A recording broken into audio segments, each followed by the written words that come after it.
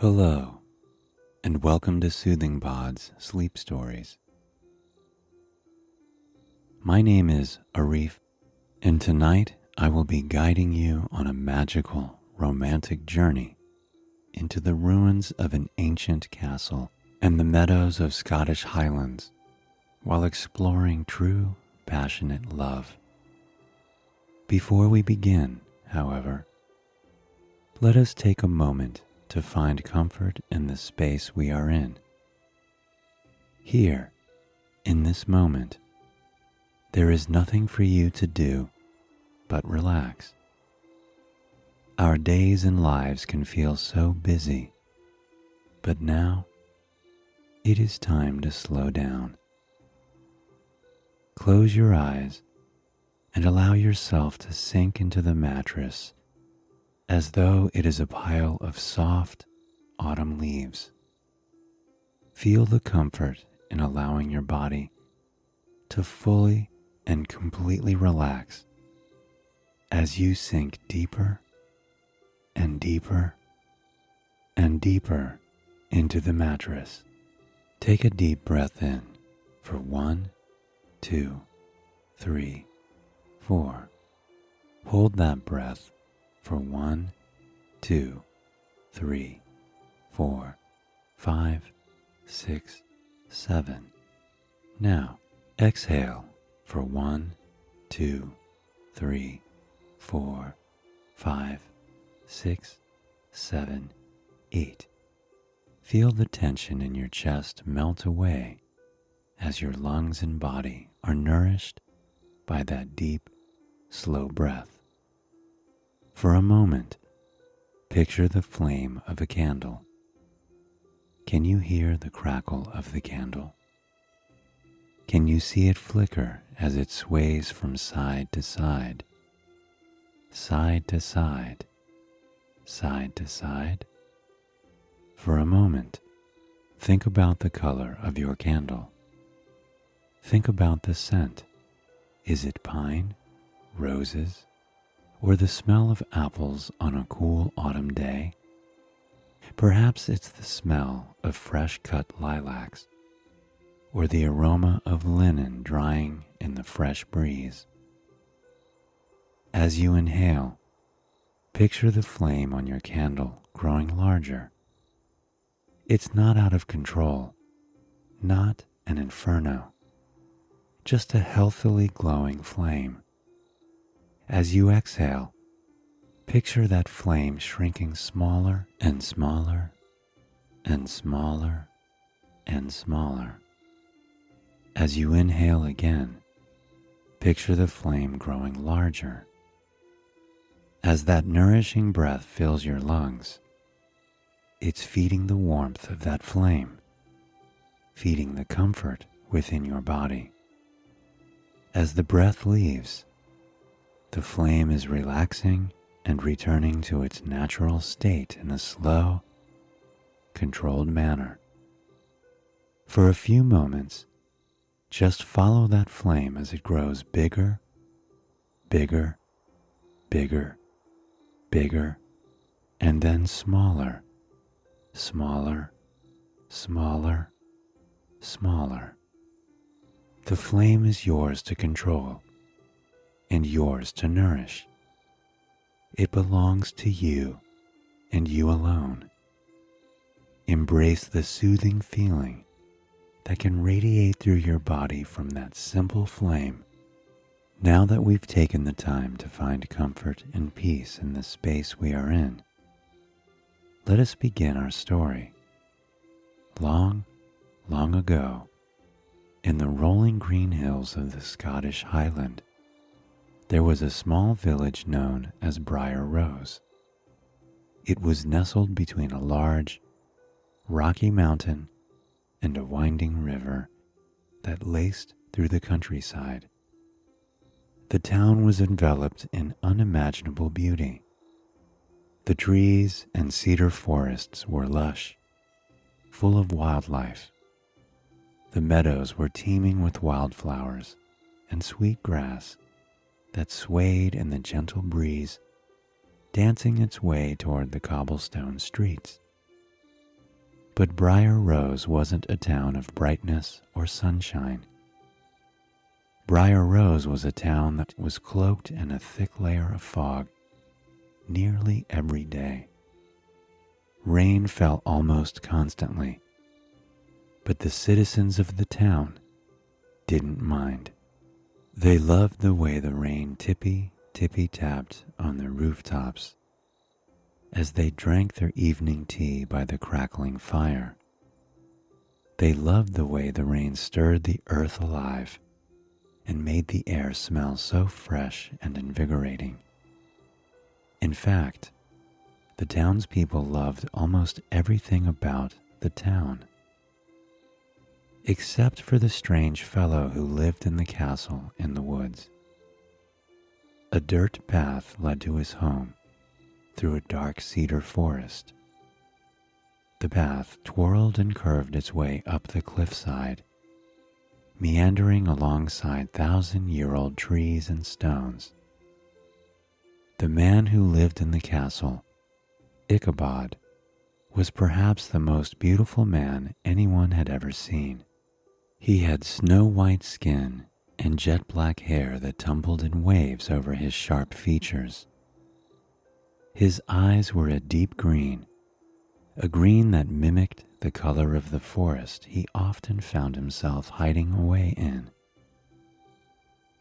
About once every few months, Ichabod would come down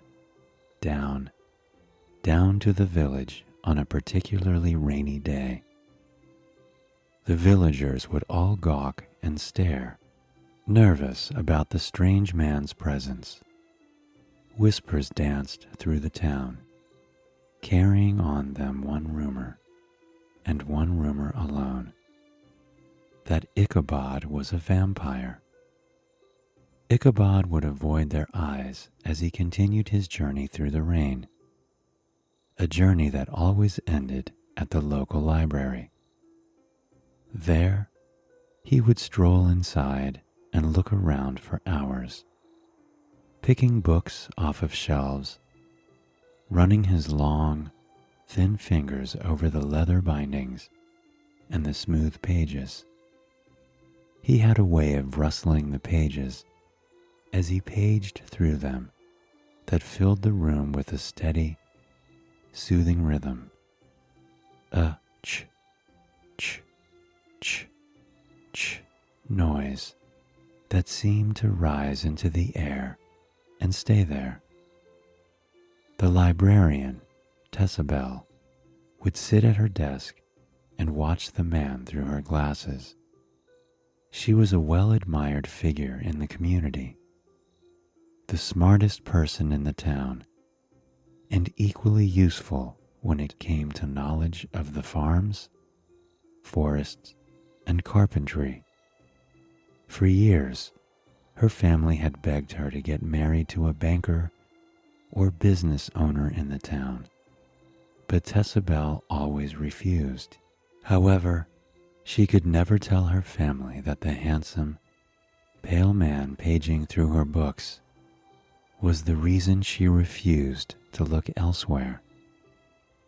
Over the years, Tessabel watched Ichabod with wonder and admiration as he opened each book. It was the way his eyes lit up, the way a smile tugged at the corner of his lips, that made Tessabel want to get closer to him. It made her want to know him, to understand the emotions that were welling inside him. She often tried to speak to Ichabod, but he was a man of few words.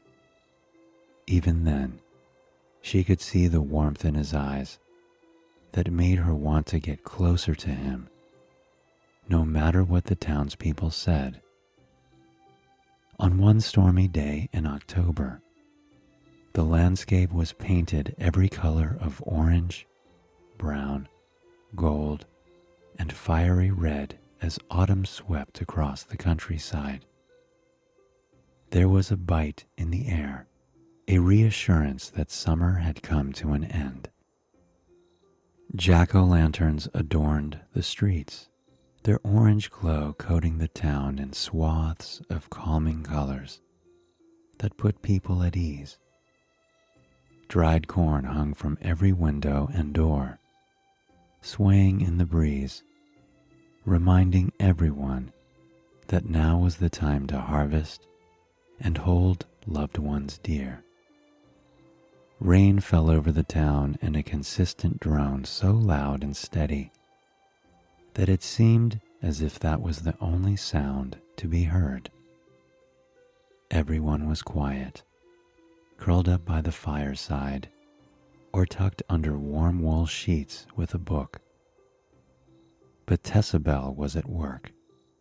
She poked the fire, sending embers buzzing into the air. She watched as they floated up near the bookshelves, alive and bright, and slowly began to fizzle as they neared the stone ground of her humble library. The wooden door creaking open behind her was the only thing that could draw her attention away from the beautiful sight. It was none other than Ichabod. The sight of him made her heart swell in a way that only young love can. She greeted him with a smile and a hello. She knew her face was flush with color, perhaps the color of a rose. But she didn't look down with embarrassment or try to suppress the authentic emotion. She simply gazed at Ichabod warmly. To her surprise, Ichabod smiled back at her and chimed in a charming tone, "Hello, Tessabel. It's lovely to see you." Tessabel smiled in delight. Him speaking her name may just have been the sweetest sound she had ever heard. "I don't believe you've ever spoken to me before, sir," she whispered in a honeyed tone. Ichabod chuckled. "I suppose I haven't. I just couldn't wait any longer." With those words, Ichabod turned to face the bookcase.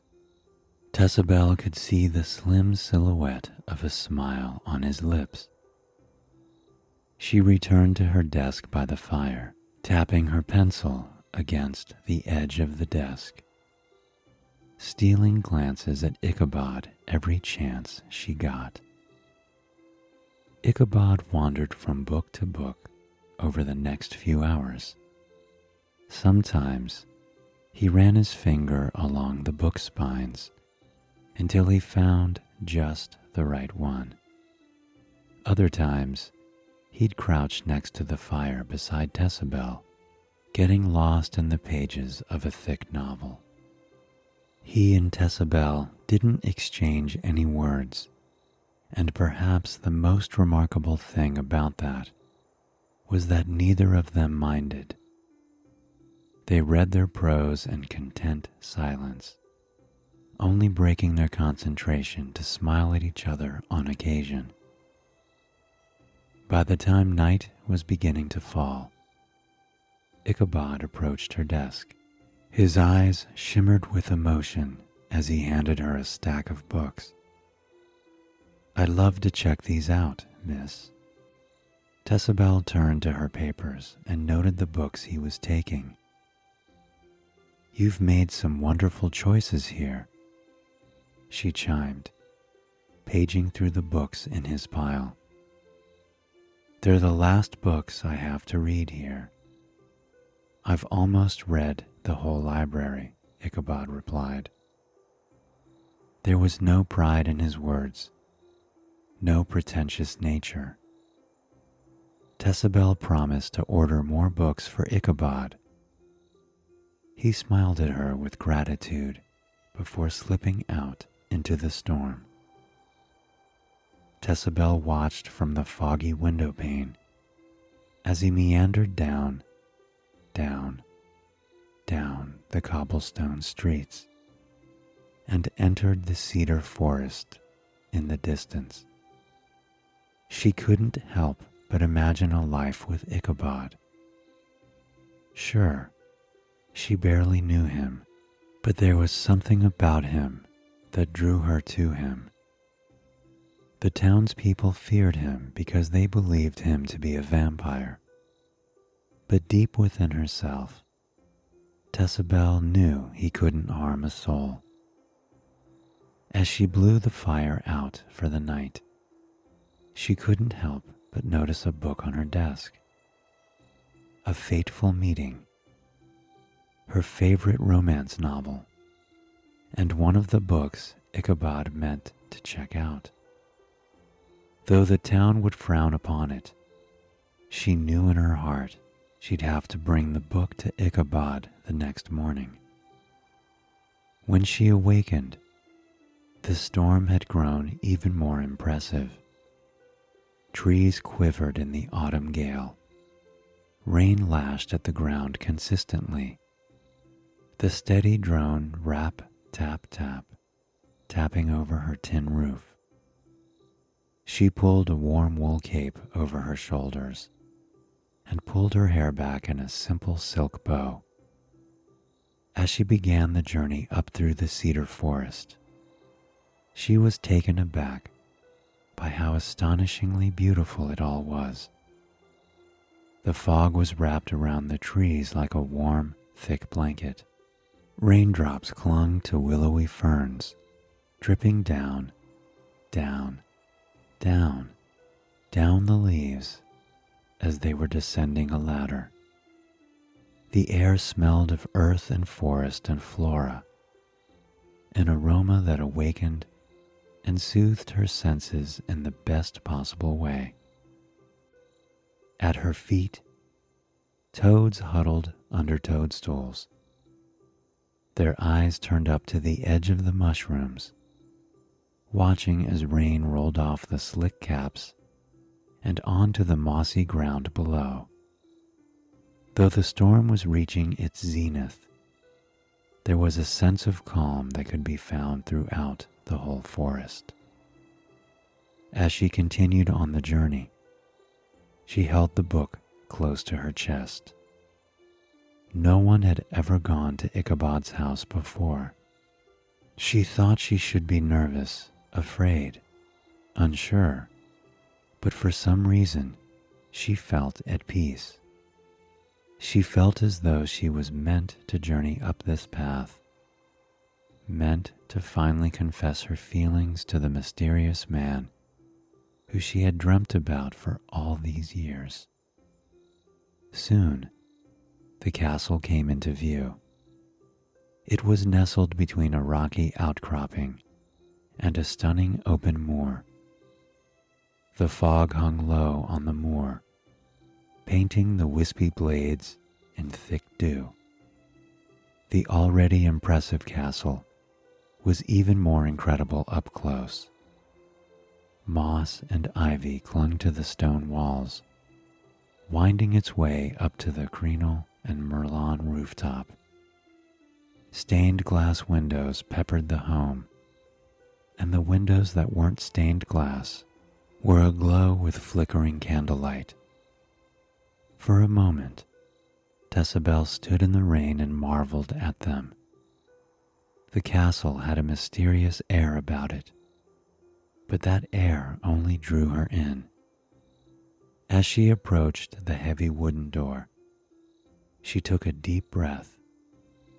She could hear her knocks radiate throughout the home. Soon, she could hear slow, smooth footsteps tap, tap, tap, tap their way toward her. Ichabod opened the door with a smile. His black curls hung in front of his eyes, only making his green irises shine brighter. There was a slight smile on his lips, and the side of his face glistened in the glow of hundreds of candles. "I believe you forgot this, Ichabod," she said, handing him the book with a grin. Ichabod pulled the book against his chest. Only then did Tessabel notice his clothes. A billowy white button-up shirt that exposed his collarbones, and a pair of sleek black pants that hugged against his legs. No one in town dressed like that, and it certainly intrigued her. They hovered like that for a long moment, taking each other in without judgment or fear of judgment. Finally, Tess found the words spilling out of her mouth. "I'd like to know you, Ichabod." Ichabod's smile grew larger, but he turned his back slightly to her as he muttered, "You're the first townsperson to want that, Tess. Are you sure?" Tess didn't need to think. She simply nodded. Ichabod stepped closer to her, inches from her face. Their eyes met, and sparks seemed to fly around them as the world slowed down. "You're not afraid of me?" he asked. The words seemed weak and young, like a child asking a question they don't want the answer to. "I never have been." The words spilled from her lips, effortless and true. Ichabod's eyes softened as he took a step back, holding the door open for her. He invited her to spend the afternoon with him, and so their marvelous day together began. Tess was taken aback by the sheer beauty of the castle. The windows rose from floor to ceiling. As the rain fell, the shadow of each droplet reflected on the castle floor, creating a kind of moving mosaic unlike anything she had ever seen. In the entryway, a chandelier hung from the mahogany wood ceiling. It reflected the orange candlelight, casting the room in a warm glow that juxtaposed the cool gray of the outside. At the end of the room, a fireplace crackled with heavy wood logs. Sparks danced and flickered through the room, untethered and free. The room was lined with dozens of plants, creating a natural feel that put Tess at ease. Ichabod took Tess by the hand, leading her away from the breathtaking room. She looked back at the room as they walked away. Ichabod followed her gaze and chuckled. "We can go wherever you'd like, Tess. But there is one thing I'd love to show you." His thumb rubbed reassuringly over the back of her hand. In that simple gesture, Tess felt more understood than she ever had been in her life. Though they had spoken few words, she felt as though she was connected to Ichabod, as though this was meant to be. Ichabod led her to a set of French doors at the end of the hall. The doors were a dark mahogany, carved with images of faraway lands and animals. Tess traced her fingers over the intricate designs, marveling at them. Then, Ichabod pushed the doors open, and the most beautiful room Tess had ever seen came into view. The library. It was nearly 3 stories tall. The farthest wall was glass floor to ceiling with dark window panes crossing it.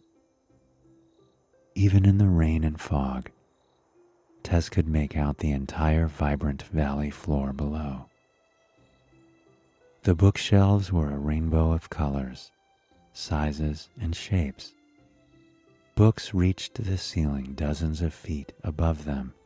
Sliding ladders cornered either side of the room, their fresh lacquer glistening in the candlelight. In the center of the room, dark green velvet couches surrounded a fireplace. lush handmade wool and fleece blankets piled on the couches, inviting you to sit down and relax. And though it was beautiful, Tess had one question that needed to be answered. If you have all these, why did you need my library? Ichabod smiled and settled onto the couch. It wasn't about the books, Tess. It was about the woman handing them out. A sense of comfort and belonging washed over Tess. All those years, he had felt the same way she had, but they had sat in their comfortable silence, never once letting it be known. Perhaps, she thought, they had waited the right amount of time. Tess retrieved a book from the impressive shelf and curled up on the soft couch. Ichabod pulled a blanket over her as she gently leaned against him. Ichabod wrapped his arms around her, embracing her in a way that Tess had only ever dreamed of. Outside, lightning brightened up the dark sky.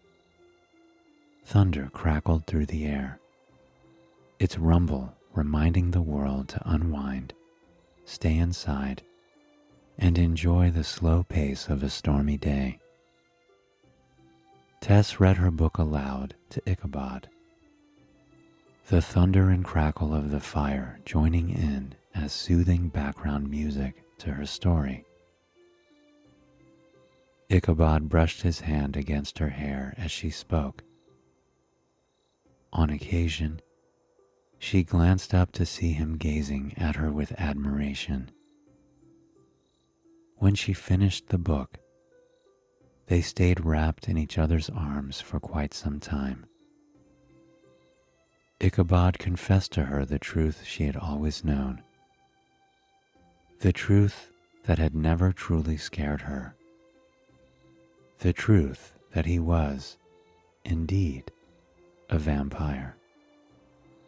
He lived in this castle for decades, afraid to interact with the townspeople, afraid of being rejected by them. He lived a life of solitude in the castle, longing for the day he would find someone he could spend his life with. As he spoke of his past, Tess found herself falling more and more in love with him. Ichabod promised he would never hurt a fly. There were other ways to sustain himself without harming humans, without ever harming her. As Ichabod finished his long tale, he looked to Tess with a kind of desperation she had rarely seen. A desperation that was rooted in years of solitude and in years of fear. He waited for a response with wide eyes as he absent-mindedly played with her hair. Tess placed her hand on top of Ichabod's, calming him. I think I'd like to stay with you here for quite some time, if that's all right. Ichabod's expression relaxed. He leaned in slowly, placing his lips against her forehead. The kiss made Tess feel as though she was melting, sinking into the couch, sinking into a place of absolute peace and elation. I'd like that a lot, Tess, Ichabod cooed. With that, Ichabod led Tess through the castle. Tess glanced around the large home with curious eyes. For all those years, he had shut himself in here, alone. She squeezed his hand as she thought about the future with him. A future where this home could be filled with laughter, smiles, and warm affirmations spoken in romantic whispers. As they wandered through the corridors, Tess found herself becoming more and more sleepy. Overhead, the rain had begun to fall even louder. The candles all seemed to crackle and pop, filling the air with the comforting symphony of the elements. Just as she thought things couldn't get any better, they entered the conservatory. Raindrops splattered against the clear glass ceiling, trailing down, down, down, down into the sea of ferns just beyond the windows. The room itself was cobblestone with swaths of flourishing green plants. A picnic blanket in the center of the room housed a steaming teapot, filling the room with a sultry aroma of herbs and the earth. Ichabod sauntered with Tess through the indoor garden. He showed her plants she had never even heard of, and she gave suggestions on how to grow them stronger, healthier, and more beautiful. Birds flitted from branch to branch. A blue jay, in particular, sang a charming melody just above their heads. Being in this warm, inviting space and looking out to see the rain-soaked landscape was a feeling unlike any other. It was as though she was viewing the world for the very first time. Tess and Ichabod settled on the blanket and lay down in each other's arms. They gazed at the ceiling in awe, taking in the sight of the birds flitting around in their own little world. Taking in the sight of the lightning cracking through the sky just above their heads. Tess felt her love for Ichabod grow stronger with each passing second. Her hands wrapped around his neck, pulling him against her. He kissed her softly and sweetly at first, but the kisses grew to be ones of passion and desire. They slowed as the rain above them sped up, drawing their attention back to the sky once more. Ichabod leaned in, giving Tess one soft kiss on her neck. In that action, he made a promise that she would always be safe, a promise that his love for her was true. They lay in each other's arms in the forest within a forest, in that world within a world, for hours. They watched the ebb and flow of the storm, the slow change of night into day. And for the first time in their whole lives, they weren't going to bed alone. Tess felt her eyes grow heavy as she laid her head on Ichabod's chest. He wrapped a comforting arm around her, inviting her to be as close as possible. With the rain pouring down above them and the birds settling into their nests, they both began to drift off to sleep. For the first time, they were home.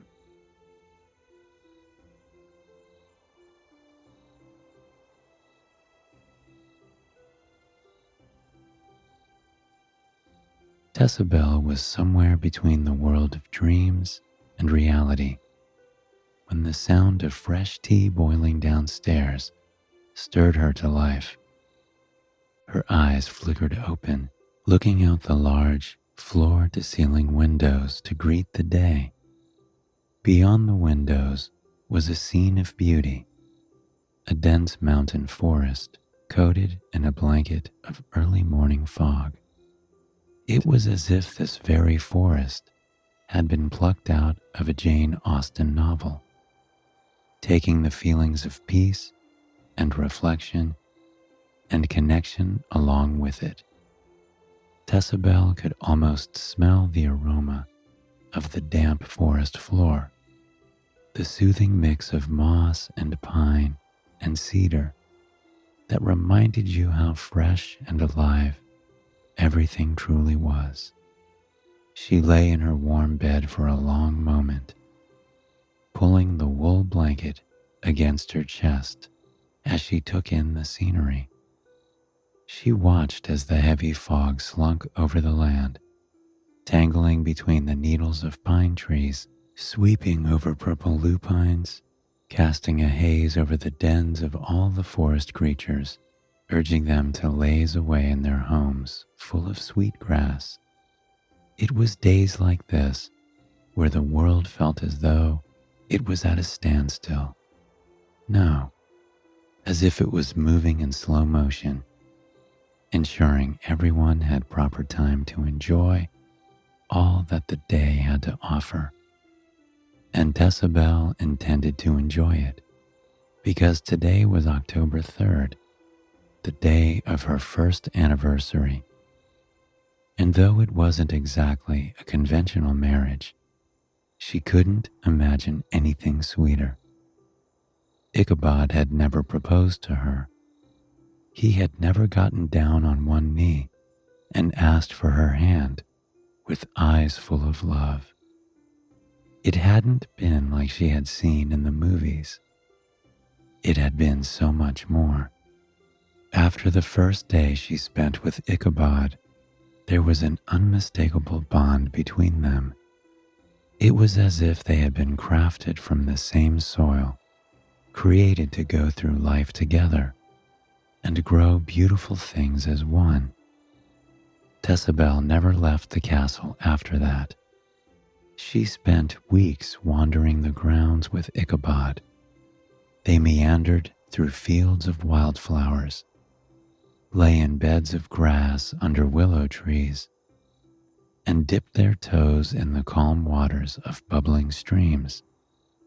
It was a piece of heaven on earth. They never spoke of marriage because it felt as though they had made that unspoken promise to one another the very day they met. Even so, a year ago, their marriage came to be. Tessabelle had gotten dressed for the day. She slipped on an airy dress of pure white cotton and stepped out into the autumn air, wrapping a wool shawl around her shoulders. Ichabod took her by the hand, and the two wandered into the forest. There was a certain energy in the air, a calmness and stillness that somehow carried this tinge of briskness, promising that something important was on the horizon. Ichabod held her hand as they walked in silence, taking in the sounds of the bright red cardinals flitting from branch to branch. Soon, they heard another sound, and even more enticing sound, the sound of cold water cascading over rocks. They came into a clearing where they discovered a breathtaking sight. A waterfall tumbled down, down, down, down, landing in a small river below. The granite walls along the waterfall were alive with a botanical masterpiece. Vibrant flowers clinging to rocks, their color popping against the blanket of moss that reached as high as the eye could see. The mist of the waterfall fell over them, sparkling in the cool air, even in spite of the lack of sun.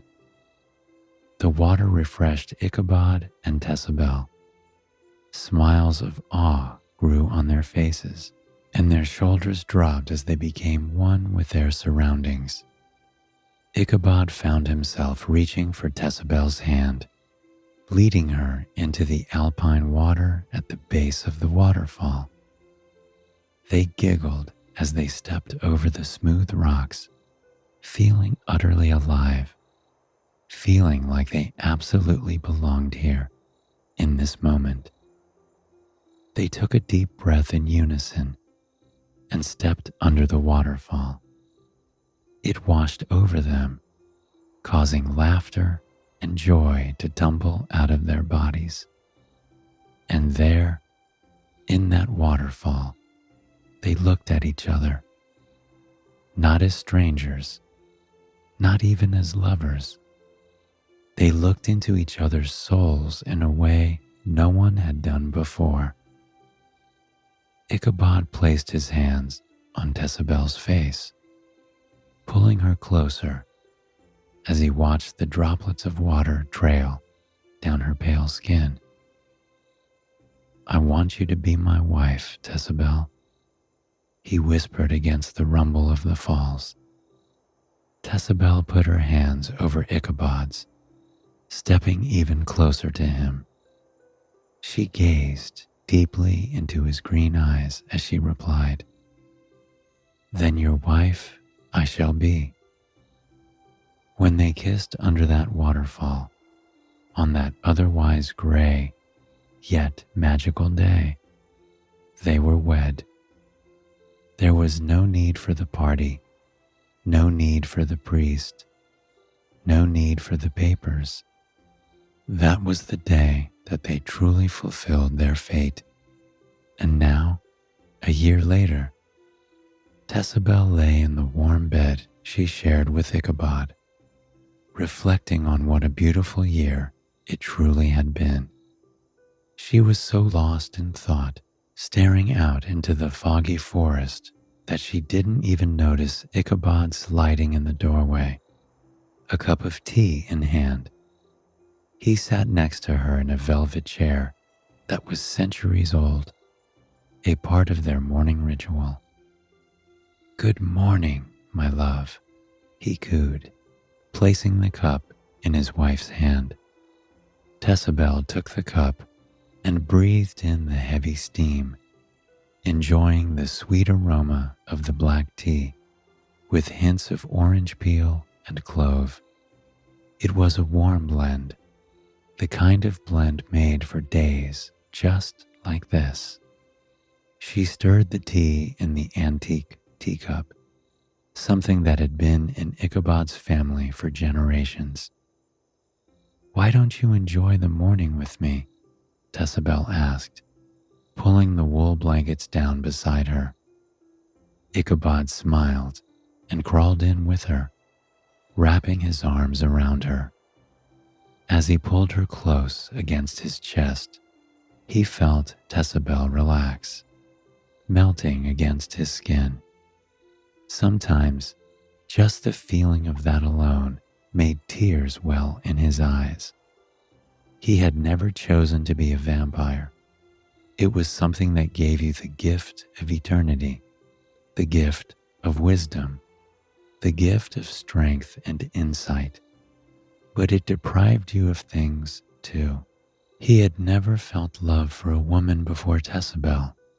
For years, the women of Briar Rose looked at him with fear, and, truly, he could not blame them.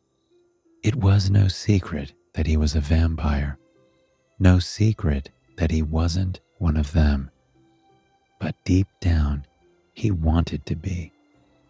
He wanted them to feel safe with him. He wanted them to know that he would never lay a hand on them.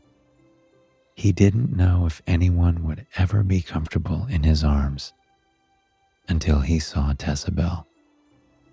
So lying in bed on his anniversary, holding her in his arms and stroking her long black hair felt like a fairy tale.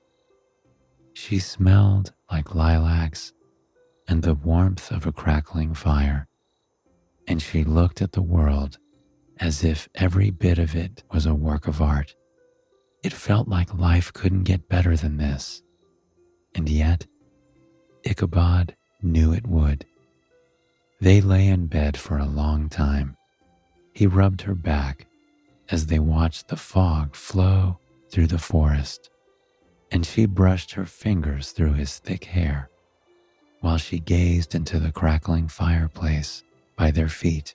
When the time came for them both to move, they slid out of bed in unison and slipped on robes before they made their way downstairs.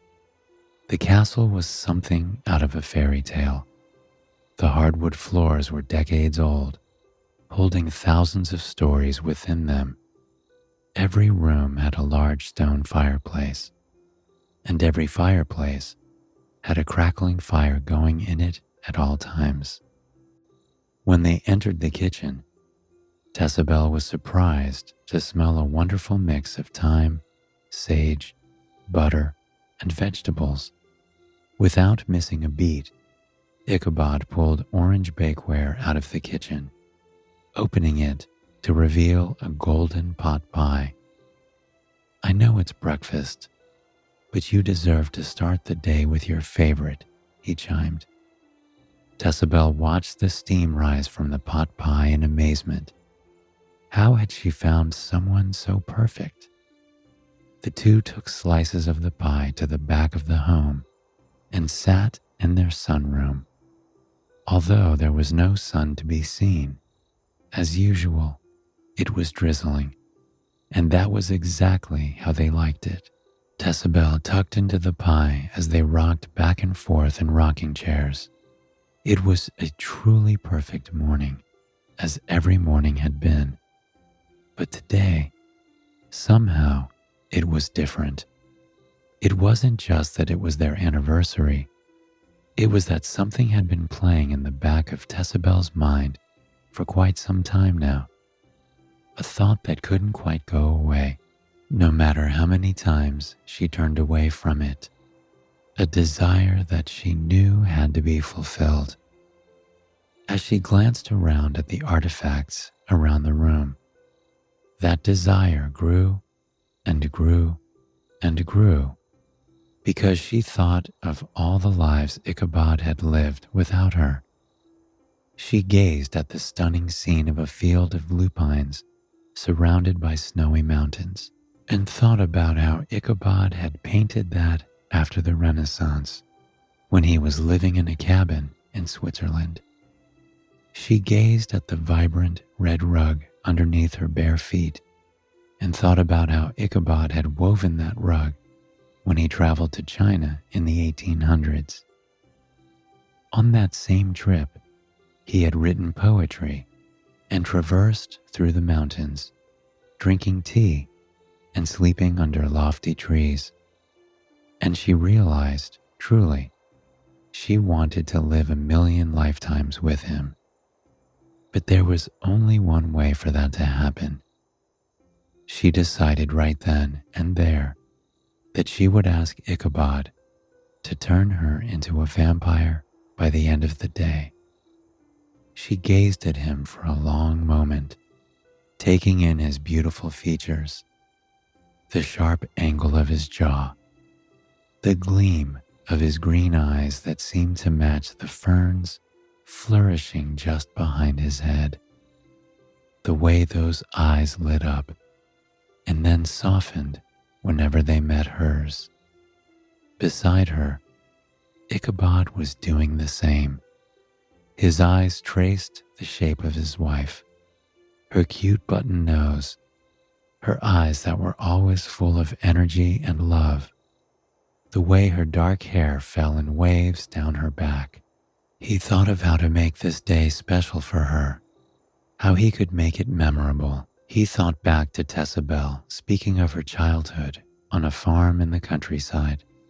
Her family had been incredibly poor, often only eating bread for days on end. But Tessabel didn't care. She spoke of her childhood as if it had been lived in a castle full of gold. Every day, she worked in the fields with her parents, and her best friend would trail behind her. Her best friend, of course, was none other than her kitten, Papyrus. The kitten was a source of comfort for her during the long days on the farm. When she got too tired, she would rest under juniper trees, and Papyrus would curl up beside her, rubbing her chin. When she was discouraged, the kitten would roll around in the dirt, jumping around rocks and batting pine cones around. Tessabel said it was like Papyrus always knew what she was thinking. When she was a teenager and Papyrus went missing, she had been devastated. Since then, she hadn't had another kitten. But that was going to change today. Ichabod took Tessabel by the hand and asked if she'd like to join him on a walk through town. Tessabel delighted in the offer. Ichabod slipped a warm fur shawl around her shoulders and grabbed a black umbrella, shielding his beautiful wife from the gently falling rain. As the two walked down the long trail to town, Tessabel couldn't help but think about her first journey up to the castle, the journey that led to her marrying the love of her life. It seemed unbelievable that had only been a little over a year ago. She felt as though she had lived a lifetime with Ichabod already. When they descended into the town, it was like a scene out of a painting. The streets were fairly empty, aside from the stray artists selling their wares out of brightly colored stalls. Every window seemed to be illuminated orange, with the warm glow of wood stoves, keeping their owners cozy and safe from the damp air. Rain trickled off the thatched roofs, landing on the street with a melodic pitter-patter, pitter-patter, pitter-patter, pitter-patter. It felt as though they were the only ones in the town, the only ones on earth. They held hands as they wandered through the streets, pausing to buy the items artists were selling. Ichabod handed antique coins over to buy Tessabel a candle that smelled of rosemary and sage, as well as a leather-bound journal where she could work on her poetry. Then he continued to lead her along, walking through the alleyways and passages, admiring the architecture, art, and nature along the way. Tessabel asked where they were going, but Ichabod simply smiled at her in the coy way he often would. "You'll find out when we get there, my love." To her surprise, Ichabod led her out of town, down a small dirt road. The road was lined with willow trees on either side, whose tendrils swayed in the wind as raindrops dripped off them onto the street below. In the distance, Tessabel could make out a small, run-down farm, nestled between fields of crops. She cast Ichabod a questioning look, but he simply smirked at her, quickening his pace the slightest bit. At the farm stand, there was a small booth full of animals, bunnies, cows, goats, and chickens, but those didn't interest Tessabel. It was the small cardboard box Ichabod leaned down to pick up that made her heart skip a beat. In the box, there was a small kitten, just about the size of the palm of her hand. There were no other kittens to be seen. The farmer told them sadly that the kitten was the runt of the litter, and they weren't expecting anyone to take it. "We'll be taking it, good sir," Ichabod chimed. Tears began to cloud Tessabel's vision as she scooped up the small, black kitten. Its fur was incredibly long already, soft to the touch. Though it seemed to be a black ball of fur, it opened its bright blue eyes and looked at Tessabel with delight. It scrunched its pink nose at her and mewed the tiniest mew she had ever heard. As Ichabod paid the farmer, Tessabel hugged the kitten against her chest, warmth and love swelling inside her. As they walked back toward town, Ichabod couldn't keep his eyes off of Tessabel. There was so much affection in her eyes, so much wonder as she doted on the newest member of their family. He found himself hoping that he'd be able to see that look on her face for the rest of eternity. As they returned to the house, Tessabel lay down with the kitten. She watched as she curled up and fell asleep, snoring peacefully in her new home. "What are you going to name her?" Ichabod asked, giving the kitten a small peck on the forehead.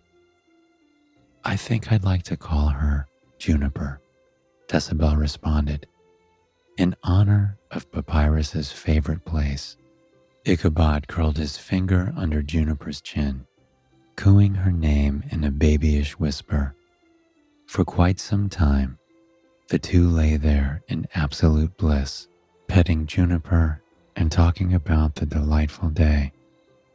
But as the conversation began to slow, and the day began to creep towards its end, Ichabod knew what had to be done. He smiled at Tessabel, taking her hand once more, and led her outside, just as he had the day they had gotten married. The fresh air was immediately soothing. Tessabel breathed in the scent of the pines, the damp daffodils, and the unmistakable aroma of the rain. She was walking barefoot, which made the journey even more relaxing. She felt the earth moving under her feet and felt a kind of connection that soothes the soul. They wandered into the thick woods in silence, taking in the sounds of the cardinals chirping overhead.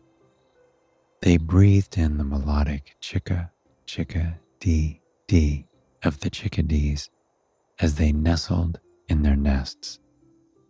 Ichabod bent down, picking up a lupine, and placed it in Tessabel's hands. The beautiful lilac color put her at ease, and the raindrops on the petals made the aroma even sweeter.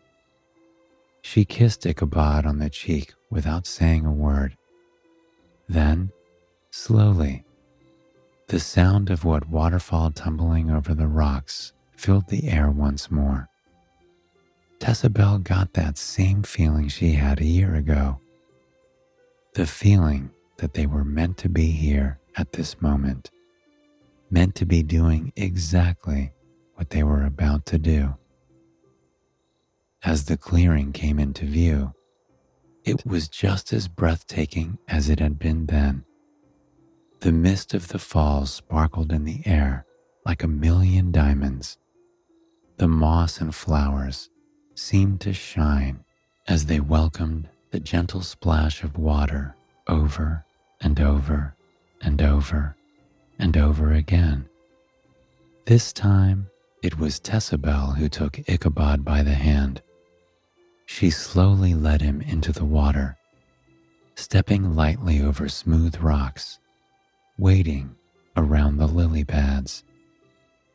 The waterfall washed over both of them as they gazed deeply into each other's eyes.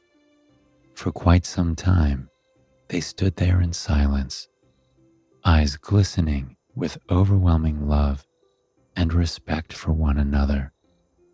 They simmered and delighted in the moment before Tessabel spoke in a soft, charming whisper. "Ichabod, my love, I want you to be with me forever. I want to live 1,000,000 lifetimes with you, wherever fate takes us. I want to wake up in your arms every morning and fall asleep in them every night." Ichabod placed his hands gently on Tessabel's face, bringing her closer. There was a depth in his eyes, a well of emotion that was finally surfacing. "My love, I want nothing more. I promise to protect you. I promise you're safe in my arms," Ichabod replied, kissing Tessabel softly on the lips. He pulled away slowly, and his lips traveled down to Tessabel's neck. And though Tessabel knew what was going to happen next, she didn't tense. She had no fear. Her hands wrapped around the back of Ichabod's head as he leaned in, placing his teeth against her. What happened next was nothing short of miraculous. She felt no pain, no discomfort, just the honey-like feeling of warmth moving through her veins. She felt her eyes growing heavy as she sunk into Ichabod's arms. For quite some time, she was in the most peaceful place she had ever been. Her body was warm, as if she was wrapped in the softest, most comforting blanket in existence. She felt as though she were floating on a cloud, completely weightless, untethered to anything. It was a comforting calm, a calm that marked the beginning of a new life for her, the beginning of forever. When she opened her eyes, she was in her soft bed with a fire crackling by her feet. Ichabod sat in his chair as usual, although he looked different. In fact, the world looked different. It was brighter, more saturated, more alive. It was the world Ichabod had been seeing all this time, the world Ichabod saw in her. She smiled at her husband, at her partner for life. He leaned in, kissing her deeply. "It's the first day of forever, my darling." The words were like poetry to her ears. She brushed a hand through his hair, feeling a kind of delight and belonging that she'd never felt before. She whispered back, "It's the best anniversary present you could have given me, my love."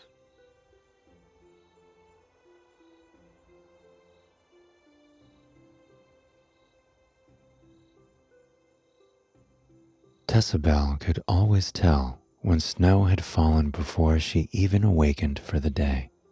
With her eyes closed, she would lay in silence, curled up under her downy comforters with a crackling fireplace at her feet.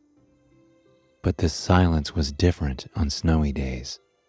In spring and summer, there was a buzz in the air, a reminder that the seasons were a time for activity and fun. A reminder that the world was full of millions of other creatures, all outgoing about their lives and soaking in every last ray of sunshine. In fall, the soundscape of the surrounding forest took on a more hearty tone. With winter on the horizon, animals of all shapes and sizes were focused on work. They gathered nuts, winterized their homes with fluffy bits of cotton and moss, and enjoyed the vibrant sunsets. The air was alive with the sound of them scurrying across crunchy leaves, climbing into taller trees, lounging in the autumn breeze. But winter was different. Winter was a season of rest, reflection, and relaxation. Winter was a reminder that when conditions aren't ideal, we owe it to ourselves to be kind, be gentle, and try to find joy in the beauty of simplicity. In winter, the sounds of the forest were both muffled and amplified. There were less creatures scurrying around, with many of them curled up in their nests and burrows for the season. But the animals that were making their way through the forest weren't silenced by greenery and the ground. Now, in winter, the sounds were softer, more sweet. The sound of snow tumbling off of pines seemed to be the loudest sound in the forest. But if you listened closely, you could hear songbirds chirping in their branches, munching on seed they stored for the cold months. When Tessabelle opened her eyes, it was as though she was looking at a painting, something too perfect for this world. The forest was coated in snow, a mosaic of sparkling white and vibrant earthy green. Heavy, wet snowflakes drifted from the dark clouds as if they were falling in slow motion. It was a breathtaking sight. She rolled over to awaken Ichabod, her husband, only to find that he had already left their warm, cozy bed for the morning. In his place, her kitten laid curled up in a ball, peacefully snoring and twitching her pink little nose. Tessabel got out of bed and, out of habit, went to wrap her fluffy shawl around herself. But that wouldn't be necessary, because Tessabel no longer got cold. Since Ichabod had given her the kiss of a vampire and transformed her into one, she never felt too hot or too cold. She always felt comfortable. She tiptoed down, down, down, down their sycamore staircase, following the sound of Ichabod puttering around in the kitchen. She wondered what he was doing up this early. A smile grew on her face as she made her way down the long hallway to reach it. When she entered the kitchen, she wasn't quite prepared for what she saw. The kitchen had forest green counters and dark black marble, accented by ancient touches and trinkets Ichabod had collected in his centuries-long life. But this morning, the kitchen was illuminated with the soft light of dozens, if not hundreds of candles. They flickered against the walls, the cabinets, the ceiling, creating an otherworldly glow that simply took her breath away. And in the midst of it all were flowers, wildflowers of all colors and sizes, from regions across the world. The aroma she smelled was the aroma of all the flowers wafting through the house. "What's all this?" Tessabel asked, her eyes wide in awe and admiration as she gazed around the room that looked as though it was out of a dream. Ichabod responded in his calm, honey-sweet voice. "Tessabel, my dear, I didn't want you to fret, but today is Valentine's Day." Tessabel sat down at their table and gazed at Ichabod through the wall of flora. "Valentine's Day is a vampire tradition, my dear. Because of its history, I felt it was fitting for me to surprise you with our first celebration together," he explained. He sat down beside Tessabel, his eyes illuminated by the light of all those candles he had gathered. "Centuries ago, vampires were incapable of falling in love. Back in the Dark Ages, a curse was put on our species by an evil sorcerer. We were forced to roam the earth without friends, without partners, without families. We were utterly and completely alone in all our endeavors, as if our hearts had been plucked out of our chests. That is when vampires retreated into castles, far in the forest, away from humans and away from one another. We were forced to live in solitude for hundreds of years. But then, despite everything, there was a day of hope, a day where everything changed. A vampire went for a walk in the snowy woods and encountered a beautiful sorceress who was performing magic in the caves. When she saw the vampire, her heart skipped a beat. She tried to shake the thought from her mind and continued practicing her sorcery. She sat over a puddle meant to show her a window into her future. But what appeared in that puddle wasn't at all what she imagined. It was her and the vampire, curled up by a crackling fire and wildly in love. She knew that magic doesn't lie. She knew that was her future. So she searched through the woods as snow fell around her, calling out for the vampire.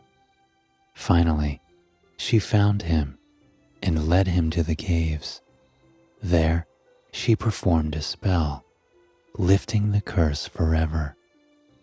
Ever since, vampires have been capable of love. It snapped back into use like a missing puzzle piece. To commemorate it, every year, we celebrate on the human holiday of Valentine's Day. Tessabel hung on to every word that Ichabod said as his voice descended into the silky smooth register of someone completely transfixed in the story they were telling.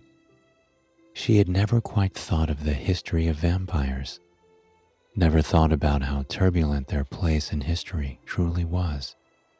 And now, it was her history as well. Tessabel sat at the table beside her husband and found herself sitting before yet another surprise. In the center of the table, there was a crystal bowl full of water. "What is this for?" she asked, daring to dip her fingertips on the smooth surface. "This is how we begin our Valentine's Day. You may not think of ourselves as magical, but truly, we are. There is magic inside every vampire, and some of that magic dates back to that sorceress in the caves. Every Valentine's Day, one partner looks into the water and sees a glimpse of their future. It's always a happy moment. Some vampires think it may even be the happiest moment of their lives." Tessabel gazed into the bowl of water and gently asked, "How do I do it?" Ichabod smiled and placed his hand over hers. Gently, he sunk her hand into the cold water. As he did, a faint golden light began to hum and glow from the bottom of the bowl. A warm, sensational, powerful feeling she had never felt before began to radiate from somewhere deep inside herself, spilling out from her fingertips. Slowly, an image began to form in the water, rippling across it like a magical wave. It was clear as day, undeniable. Tessabel felt a sense of wonder wash over her, and then confusion. It was a moving picture of her and Ichabod. They were in a field coated in wildflowers, reclining in a bed of lilac lupines. They were smiling and laughing, exchanging looks of pure admiration and love. They gazed out into the distance and smiled at the sight of two children playing in the distance. Tessabel felt a rush of emotions flood her body. In the vision, Tessabel handed Ichabod a child's toy. They both smiled fondly over it. Slowly, ever so slowly, the vision began to disappear. Tessabel kept her hand in the water, desperate to see more, but nothing appeared. How could her and Ichabod have children? If what Ichabod said was true, then there was no denying this was their future. Tessabel looked at Ichabod, opening her mouth to tell him everything, but Ichabod lifted a finger to her lips. "The vision of your future is for you, and you only. It's my gift to you, and next year, you'll give the same gift to me." She ached to tell Ichabod the truth, but she simply smiled at him, seeing him in a new light, seeing the future of their relationship in a different way. Later tonight, it's tradition for us to visit the caves where the curse on vampires was lifted. But until then, we can do whatever our hearts desire, Ichabod explained. "So, what would you like to do with our day, my dear?" Ichabod asked. Tessabel pondered this for a long moment. She gazed out the window, taking in the softly falling snow. watching chipmunks and squirrels scurry across the fresh layer. "I think we should spend the day outside, enjoying the snow," she chimed. Ichabod's eyes lit up as he followed her gaze out to the winter wonderland. Within minutes, they were both outside. Tessabelle opted for a dark green, flowing wool cape to complement the snowy pines. Ichabod cloaked himself in his usual, a woven black cape.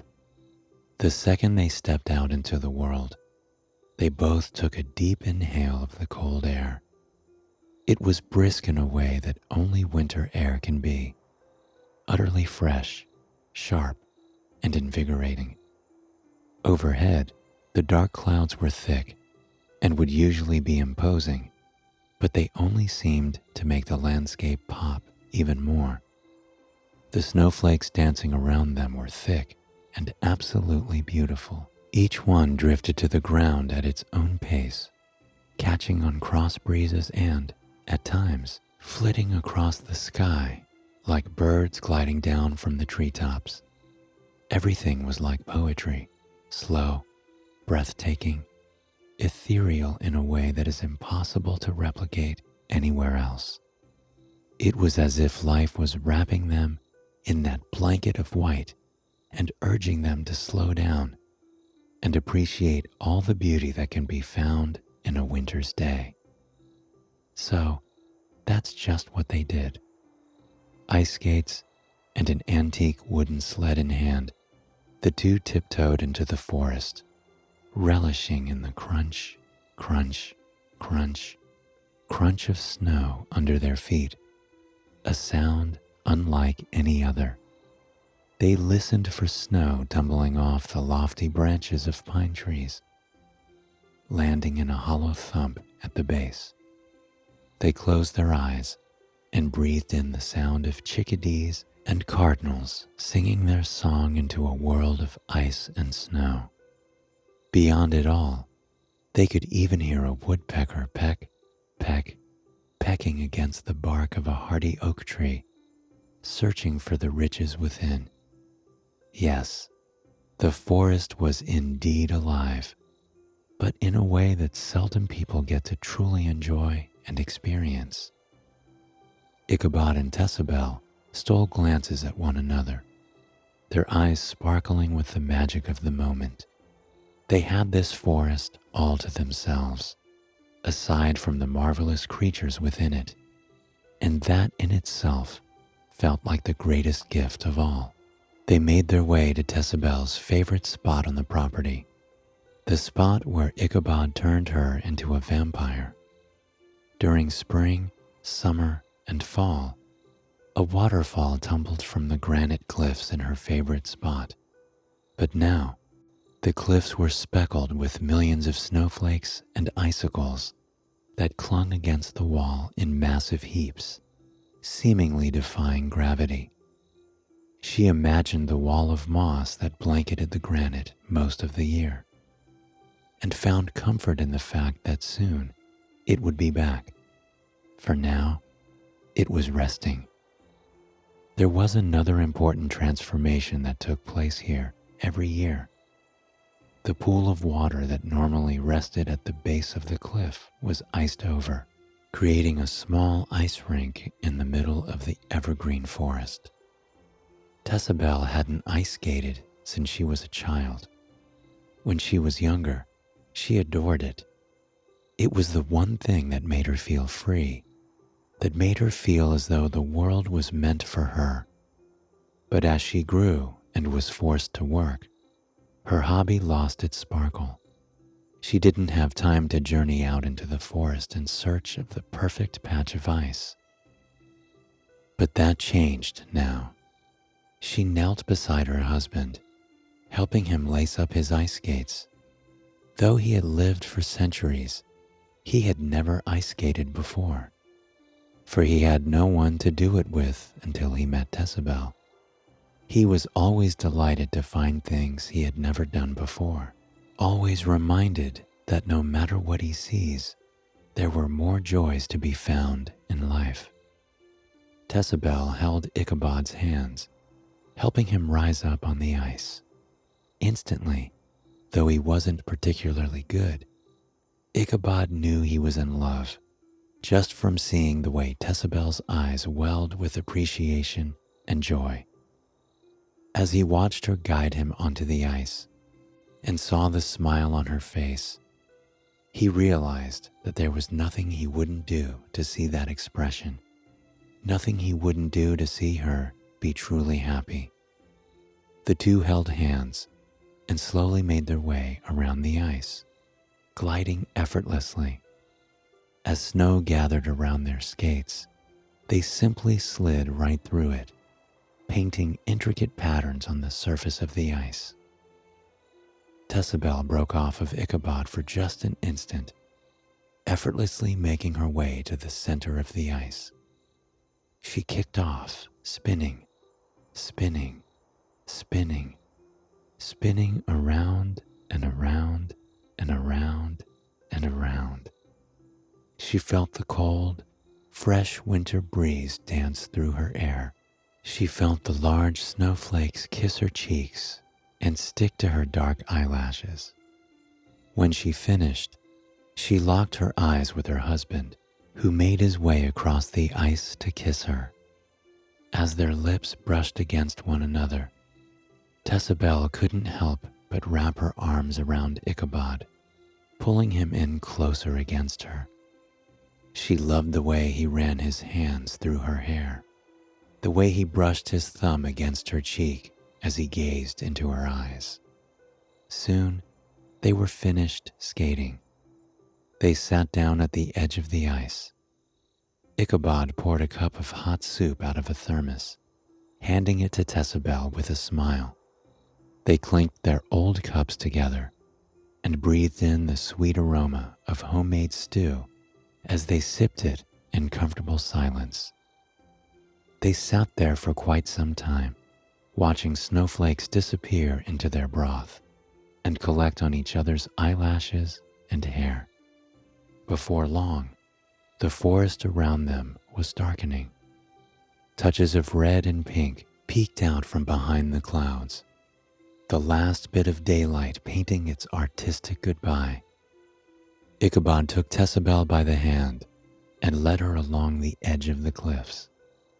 As they journeyed further and further into the woods, Tessabel was surprised to hear the sound of music. It was a violin, playing a melody that could bring tears to your eyes. "Are there others here?" Tessabel asked. Ichabod nodded. "Indeed, vampires from all over gather here on this day." Tessabel felt the fluttering feeling of butterflies in her stomach. The only vampire she had ever met was Ichabod. For so long, it felt like they were all alone in the world.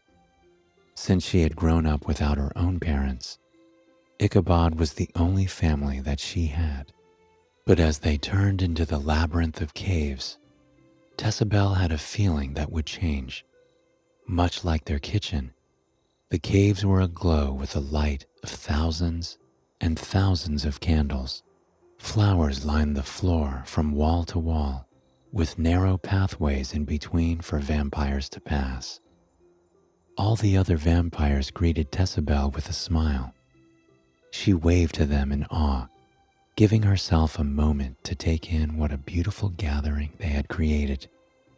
People played centuries-old vampire songs on the violin, songs that both soothed and inspired. Everyone looked so at peace, so happy, so together. Some vampires danced in the candlelight, looking into each other's eyes with longing and admiration. "Is there anything we're supposed to do?" Tessabel asked. Ichabod rubbed Tessabel's soft hand with his thumb, comforting her. "We're meant to enjoy ourselves.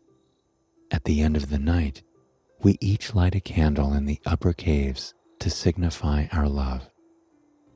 For the next few hours, Tessabel and Ichabod did as they pleased.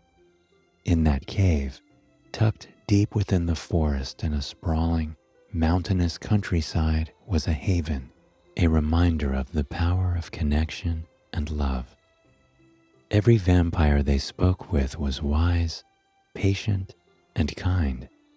They treated Tessabel as if they had known her forever, which was more than anyone in the town had done for her in her entire life.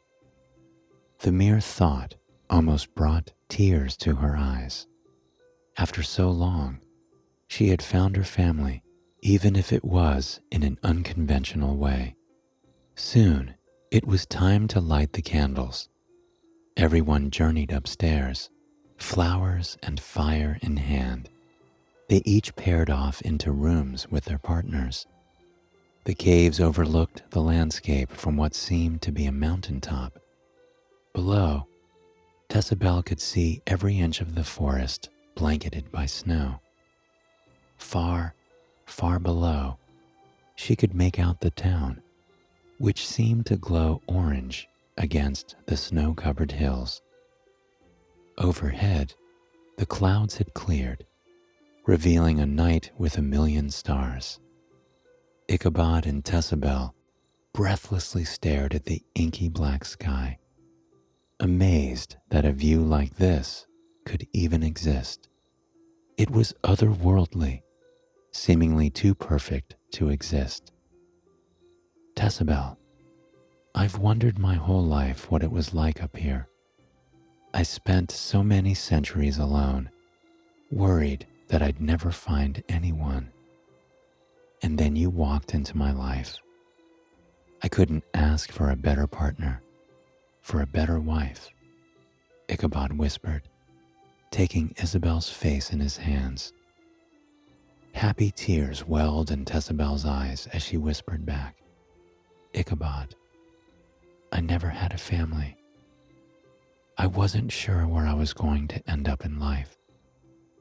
I wasn't sure if I was ever going to find love.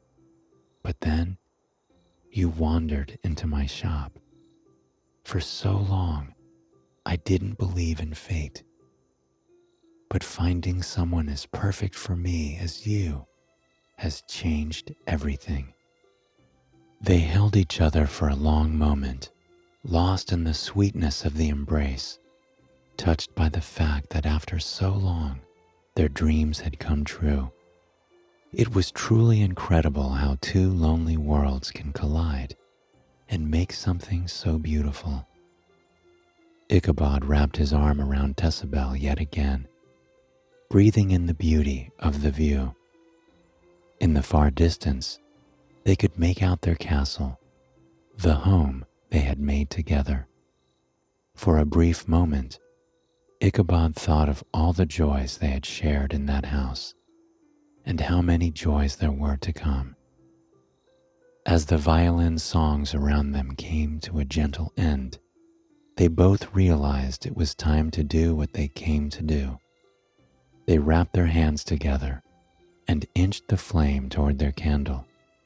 The simple black candle caught slowly, filling the cave with the sweet aroma of lavender and sage. The flame, to their surprise, was blue.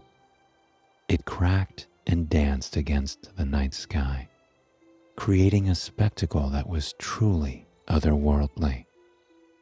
They sat in the cave talking with each other for quite some time, discussing their fears, their dreams, their pasts.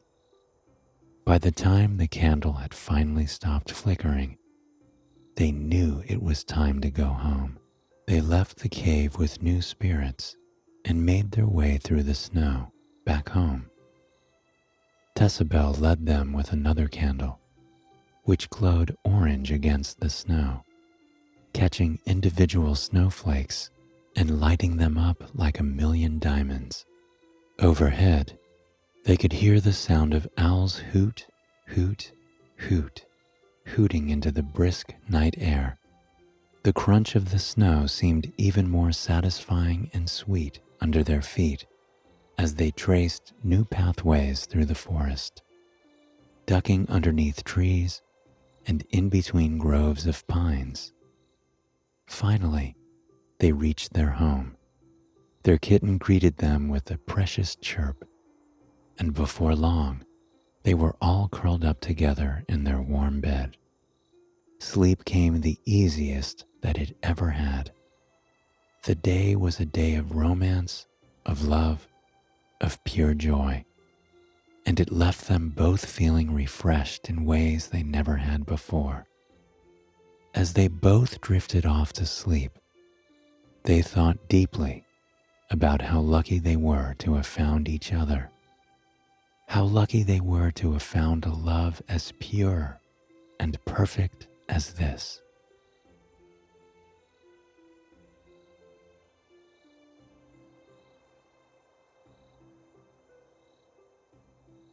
Tessabelle could hear the birds jovially flitting through the forest before her eyes even opened.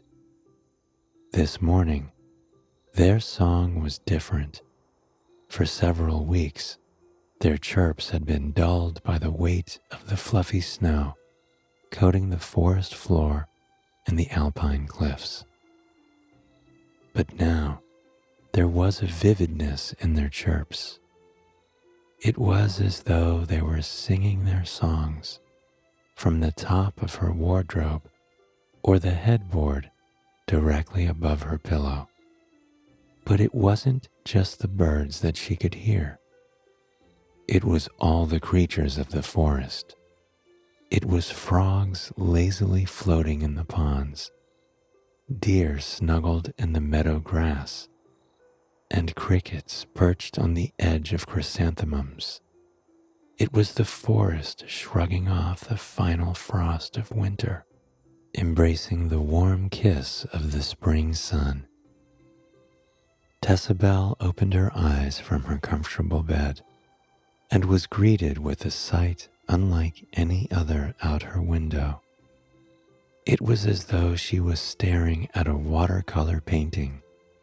The landscape was awash in greens, blues, purples, and the bright, bright yellows of daffodils and daisies. She lay there for quite some time, breathing in sync with the movement of the forest just beyond the window. But soon, she wasn't the only one lying in bed. Ichabod slid under the covers beside her, a cup of steaming green tea in hand. Like every morning, he pecked her cheek and handed her the handmade mug with a smile.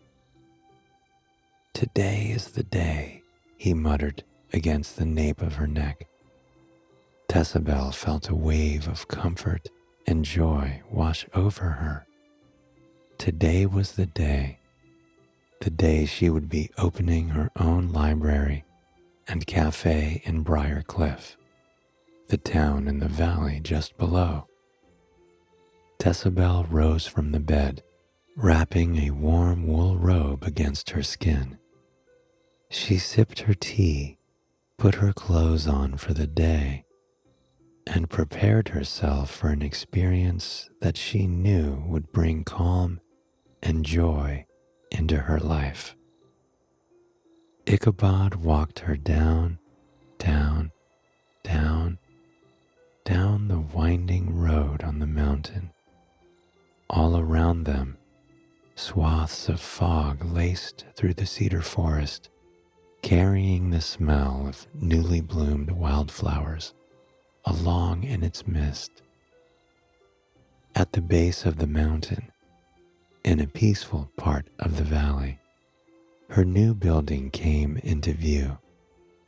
The tiny stone building, no larger than a room, resembled a witch's cabin. A chimney rose from the green roof, which had long been covered in vibrant moss. A river wound around the back of the building, while two ancient oak trees rose on either side, shading the building with their mighty branches.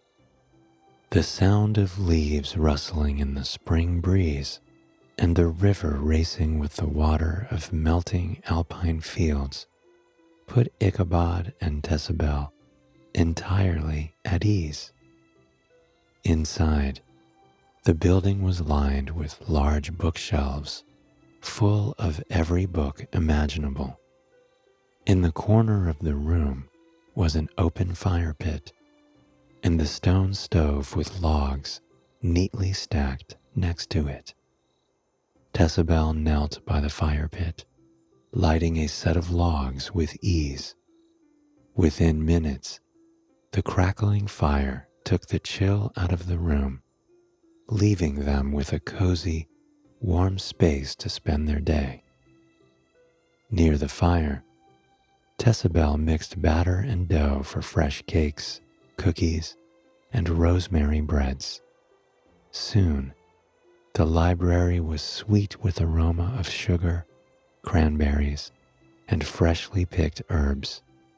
It wasn't long before the children of the town came in, their eyes alive with wonder and delight.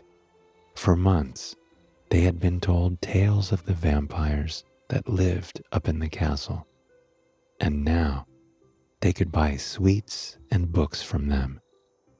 They giggled as they bought their cookies and small books with spare coins.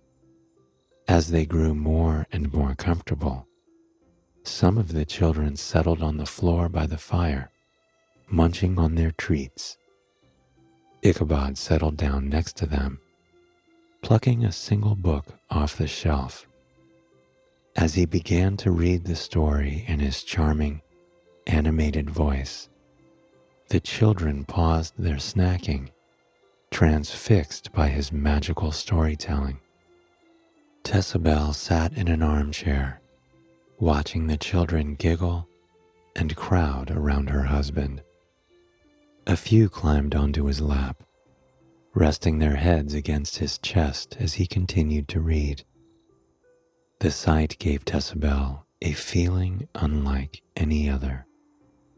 Her love and affection for her husband grew by the second, and with it, a long-hidden desire was awakened.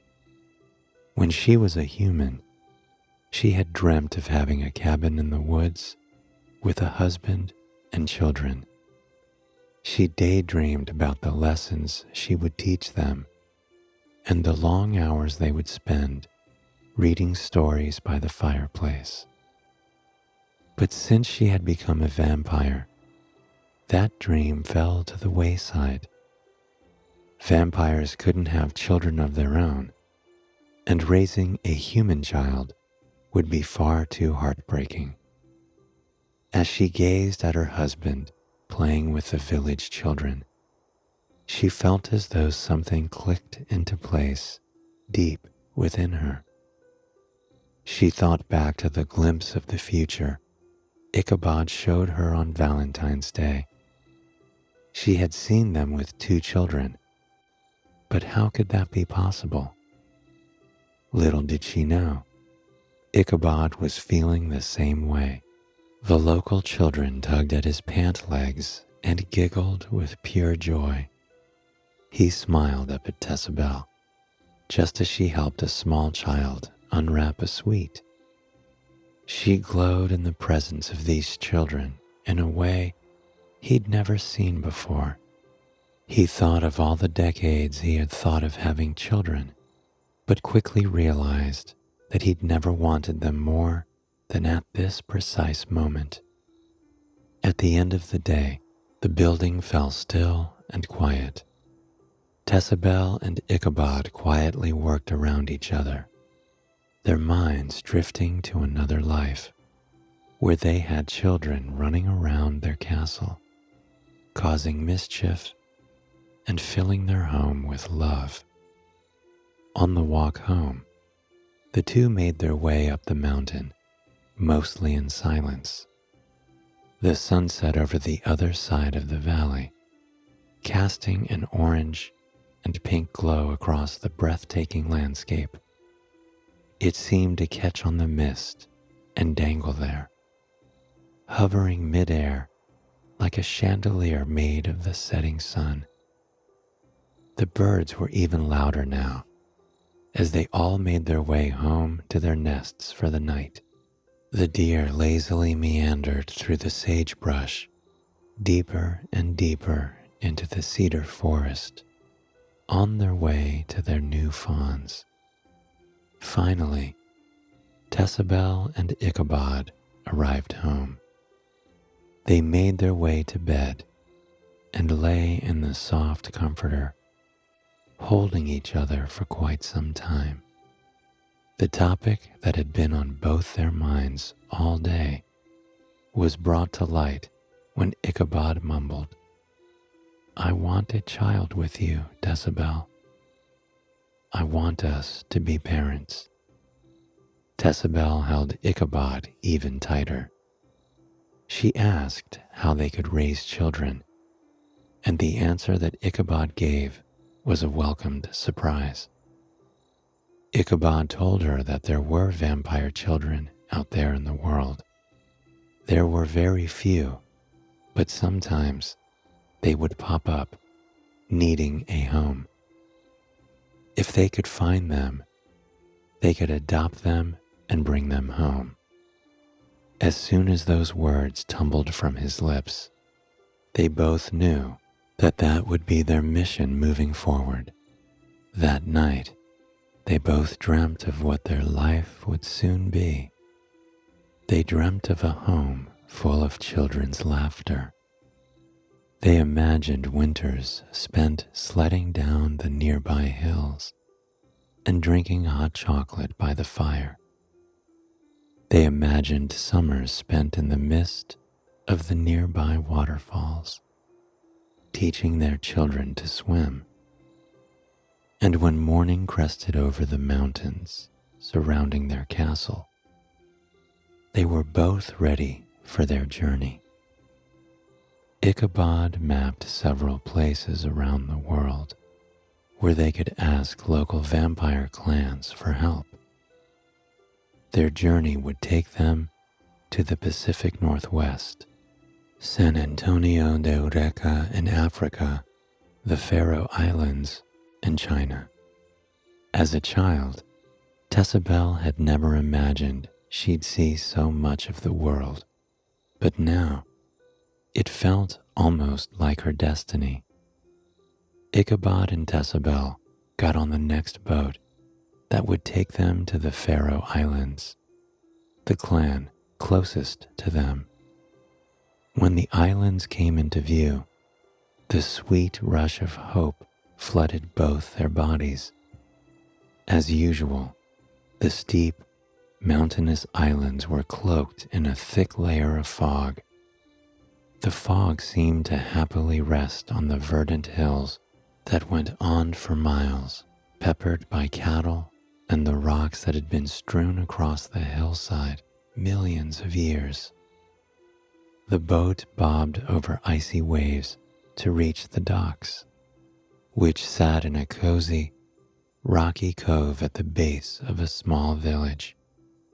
The village reminded Tessabel very much of their own, only this village had buildings that were all colors of the rainbow. They seemed to pop against the gray haze the ocean cast on the island. Tessabel took in each and every building. Their child could be in one of the buildings just beyond the docks. They meandered through the cobblestone streets, breathing in the briny aroma of the ocean and the sweet smells of every bakery they passed.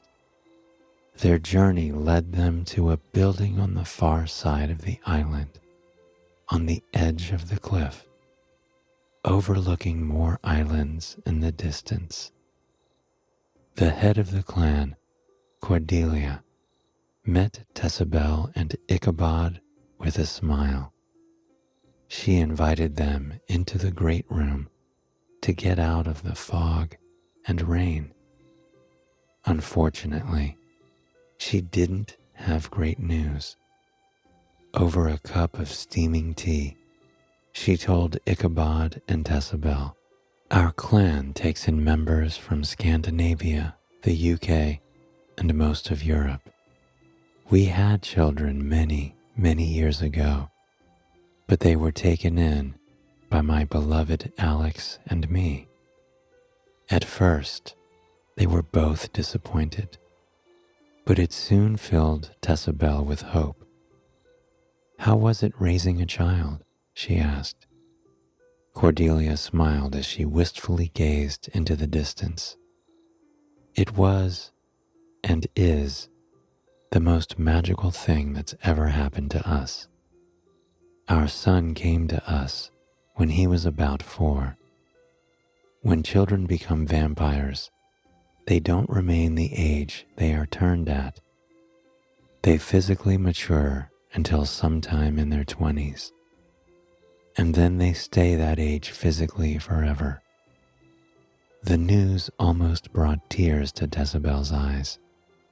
She had no idea that any child they took on would progress through childhood normally. They would get to see their child grow and change and evolve over time. It would be the greatest gift. They thanked Cordelia for her kindness and took the spare room for a quick rest before they continued their journey. That night, however, Tessabelle lay awake for quite some time. Just outside the thin window pane, she could hear the melody of the waves crashing against the rocky cliff sides, hundreds of feet down below. She got out of bed and tiptoed outside. The view before her took her breath away.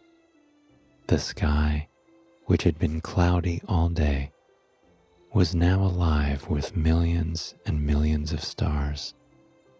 The Milky Way stretched across the sky as if a celestial god had taken the finest brush she could find and had painted a single stroke of the heavens across the inky black night. The haze of the galaxy and stars transfixed Tessabelle, who plopped down in the dewy grass and gazed up in wonder. Beneath her, she could almost feel the repetitive crash of the waves. They went to sea, then came to the cliffs, went to sea, then came to the cliffs, went to sea, then came to the cliffs. She closed her eyes for a brief moment, taking in the melody of nature at its finest. When she opened her eyes, a familiar face was smiling down at her. "Mind if I join you, darling?" Ichabod whispered, settling down beside his wife. He interlocked his fingers with hers, exhaling a sigh of utter peace. They lay there in silence for quite some time, drumming their fingers against the palm of each other's hands. They each ran their other hand over the cool, dewy grass, feeling the droplets roll off the edge of their thumb and into the soil down below. "Do you think we'll do this with our child?" Tessabelle asked. Ichabod chuckled to himself, wrapping his arm around his wife and pulling her even closer against him. "Of course our child will do this with us," he chimed. "We'll lie under the stars every night and talk about the old legends and gods and goddesses. Perhaps our child will even grow up to be an astronomer." Tessabelle imagined standing in the observatory on the top floor of their castle, bouncing their child in her lap, letting them look into the telescope to the beautiful sky above. Or perhaps our child will be a writer someday, writing legends of their own, Tessabelle mused. "I don't care what our child is or becomes, as long as they are happy, deeply, truly, unashamedly happy," Ichabod whispered. Tessabelle gazed at her husband, backlit by that magical night sky. The words slid out of her mouth like honey as she said, With a father like you, they'll be happy every day of their life. Ichabod turned to Decibel with a smile on his face as he replied, and with a mother like you. The two slept soundly that night, dreaming of the family they would soon come to have. By the time the sun rose, they were already on the next boat, which was heading down the Atlantic to the great continent of Africa. Their journey led them into the Cape of Guinea to the island of Bioko. As the island slipped into view, it looked like something out of a legend. Rising out of the fog, the mountainous island was a swath of brilliant green against the dark sea. Decibel hung over the railing of the ship, breathing in the sweet smell of the rainforest-cloaked island. As the boat grew closer, Decibel could just make out the tropical birds as they made their way from branch to branch. Slowly, the boat turned, heading up a long, winding river. On either side, the tendrils of plants and trees dipped in the water, moving with the ebb and flow of the river. It was as though they were sinking into a painting. Ichabod felt as though he could reach out and touch the birds flying by, or the vibrant flowers dangling from the branches on each side. Soon, the village came into view. In that instant, Decibel felt something click within her. She felt as though somehow she was home.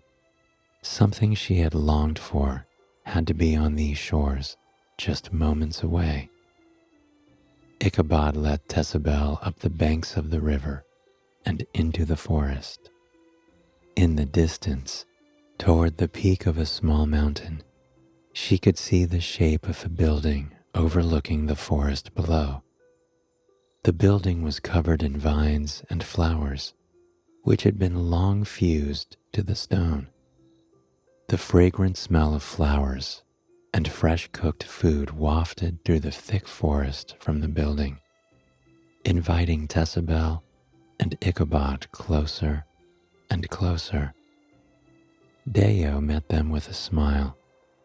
In fact, every part of her seemed to be filled with joy. Her amber eyes sparkled as she threw her arms around Decibel and Ichabod, welcoming them to her clan. She and Ichabod had known each other for hundreds of years. The feeling Decibel had been overcome with when they arrived on the island grew even stronger now. In a soft voice, she took Deo by the arm and asked her, "Are there any orphaned children here?" Deo smiled as she said, "So that's what brought you two here. Why don't you follow me?" They slowly made their way through the stone hallways of the building. Even inside, the walls were coated in dozens of plants and flowers, bringing a sense of calm with every step they took. Finally, they reached a set of tall, wooden doors etched with designs that were decades old. Deo opened the doors gently, revealing a botanical room alive with butterflies, flowers, and bubbling creeks. And in the center of the room, there were two cots. Everything moved in slow motion for Decibel as she slowly inched her way toward them, taking Ichabod's hand in hers.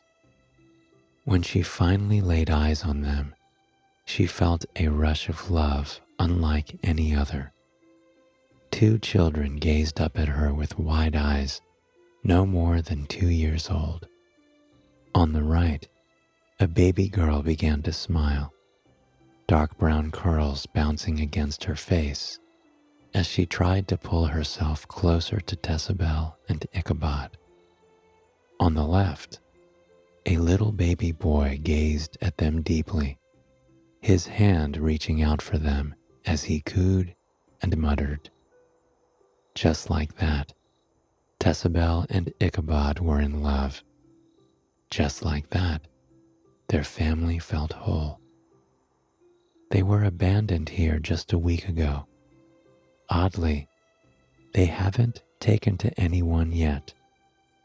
I had never seen them smile until you walked in, Deo mumbled. It seems like fate. And indeed, it did feel like fate. Tessabel took the young girl in her arms, and the baby placed her head on her chest, looking up at her new mother with delight. Ichabod picked up his new son, rocking him gently. It felt like something that was always meant to be. The little girl is named Afia, and the little boy is Amari, Deo said, and now it looks like they're yours. That night, Tessabel and Ichabod brought Afia and Amari's cots into the guest room. They lay in bed for quite some time, simply watching their children sleep. With every rise and fall of their tiny chests, Tessabel felt joy unlike any other. Several times, happy tears swelled in her eyes. Ichabod wiped them away with a smile, for he understood exactly how she was feeling. They lay like that until sunrise, watching Afia and Amari's every moment, every breath. It was as if the center of their world had shifted entirely and was now over the two darling angels lying peacefully beside them. The next morning, they walked back to the boat with their new children in their arms. Their personalities had already begun to show.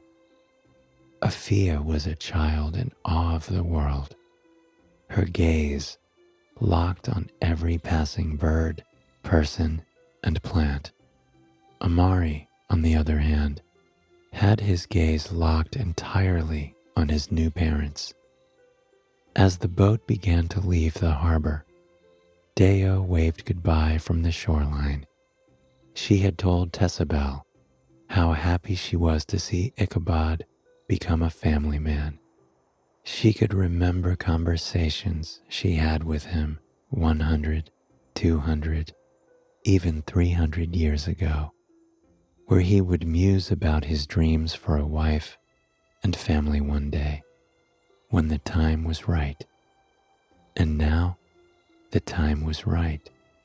Slowly, the island disappeared into the distance, and the reality of the journey ahead of them began to settle in. They sat in bed, holding their children close as the boat rocked back and forth, back and forth, back and forth. Soon they would be home. Soon they would show their children the woods and the forests where they could explore and soak in the beauty of the world around them. Soon they would grow, love, and laugh together. But for now, they were going to soak in every moment of this new life. They were going to soak in the view of one another holding a child, holding their child, and be grateful for the gift the universe had given them.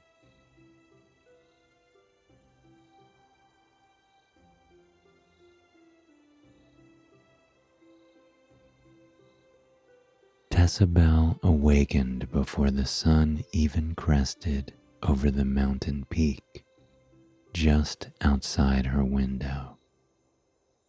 Ever since they adopted their children, her mornings would start early, but she didn't mind.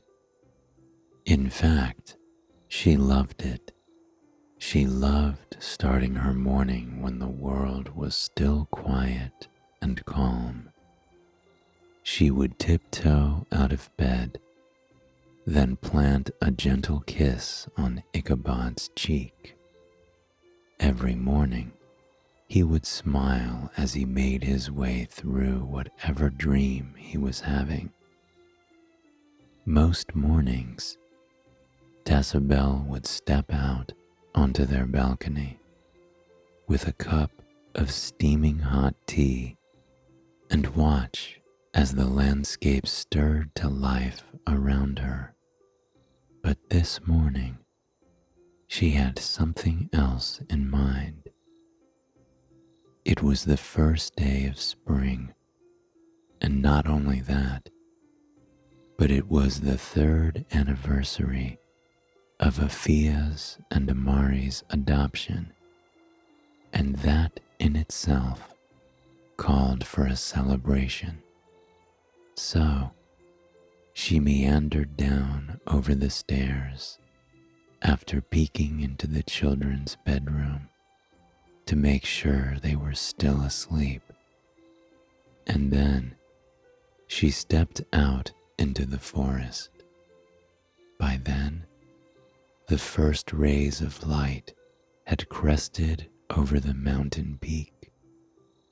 This time of day, when the stillness became something full of potential and hope, felt utterly magical to her.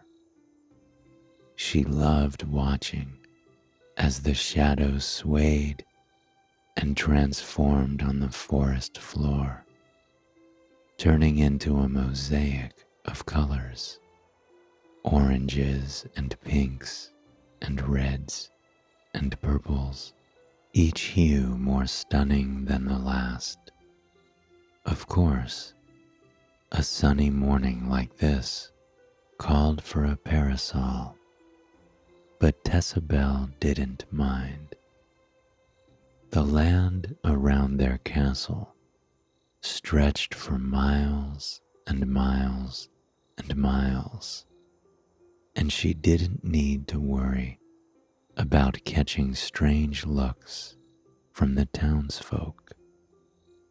Around her, the forest gradually became more and more alive. The birds shrugged off their slumber and began to sing into the morning air as if they were composing a soundtrack just for the purpose of celebrating a brand new day. And truly, it seemed that they, too, thought it was going to be a brilliant day. Soon, Tessabel emerged into a meadow flourishing with hundreds of wildflowers. It was like a living, moving art piece, rippling in the wind with every breeze that danced over the landscape. She knelt down and gently picked up a bushel of flowers, making sure to take a long, deep breath of their scent. They were daisies, tulips, black-eyed Susans, lupines, a true rainbow of color and a delight of aromas. It was the scent of spring, a season she had waited for quite some time. With the flowers in tow, she made her way back to the house, and, for a moment, she found herself reflecting on her past. It wasn't that long ago that she lived a lonely life, a woman working in a bookstore by herself, without any friends or family to share her life with.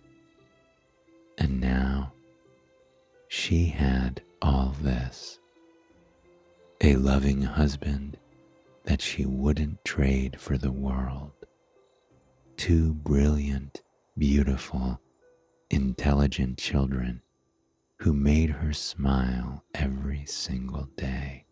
Two children who reminded her what life was really about. Two children who showed her what love truly was. And as she stepped into the kitchen, bouquet of wildflowers in hand, she wasn't at all surprised to see those two children already up, trying to maneuver themselves onto the counter with a stack of chairs. Tessabel smirked at Afia, knowing she was the ringleader behind this. She was a fiery girl, quick-witted and stubborn, full of determination. Then there was her brother, Amari, who was the gentler of the two. He was content curling up in the corner of the room with a book, while his sister tried to sneak into forbidden rooms, or climb up on countertops, or race off into the forest to try and find animals to play with. But the greatest part was they were best friends.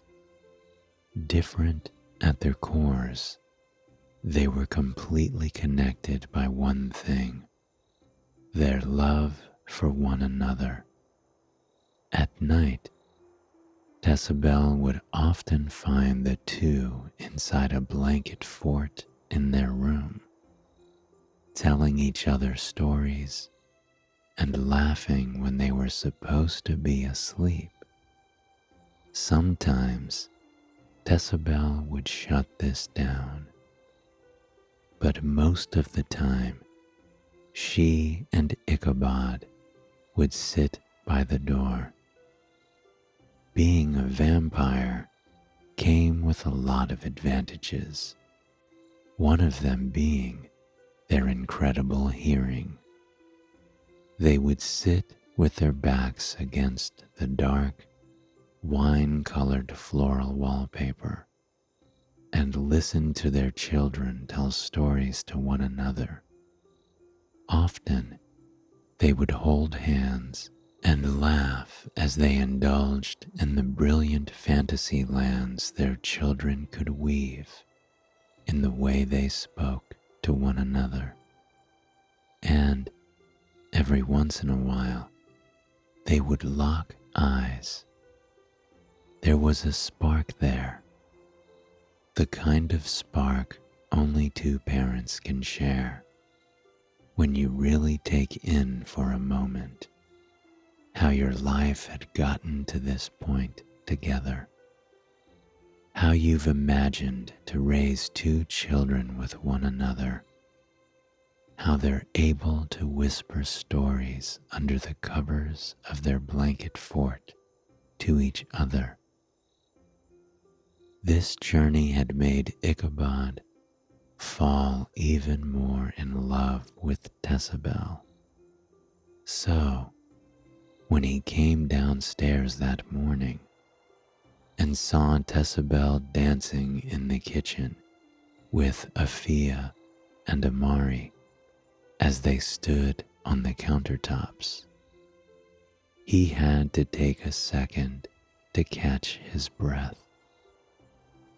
Tessabel looked at the children with such love, such affection, such wonder.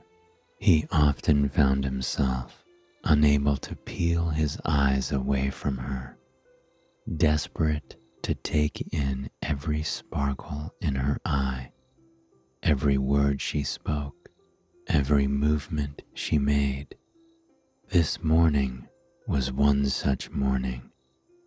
He leaned in the doorway, watching the kids dance with their mother for quite some time, before they even noticed he was there. And then, when they did, They sprinted for their father and threw their arms around him. Now it was Tessabel's turn to stare. She had always known Ichabod was a man of patience, of intelligence, of kindness and gentleness. But the children had brought that out of him even more.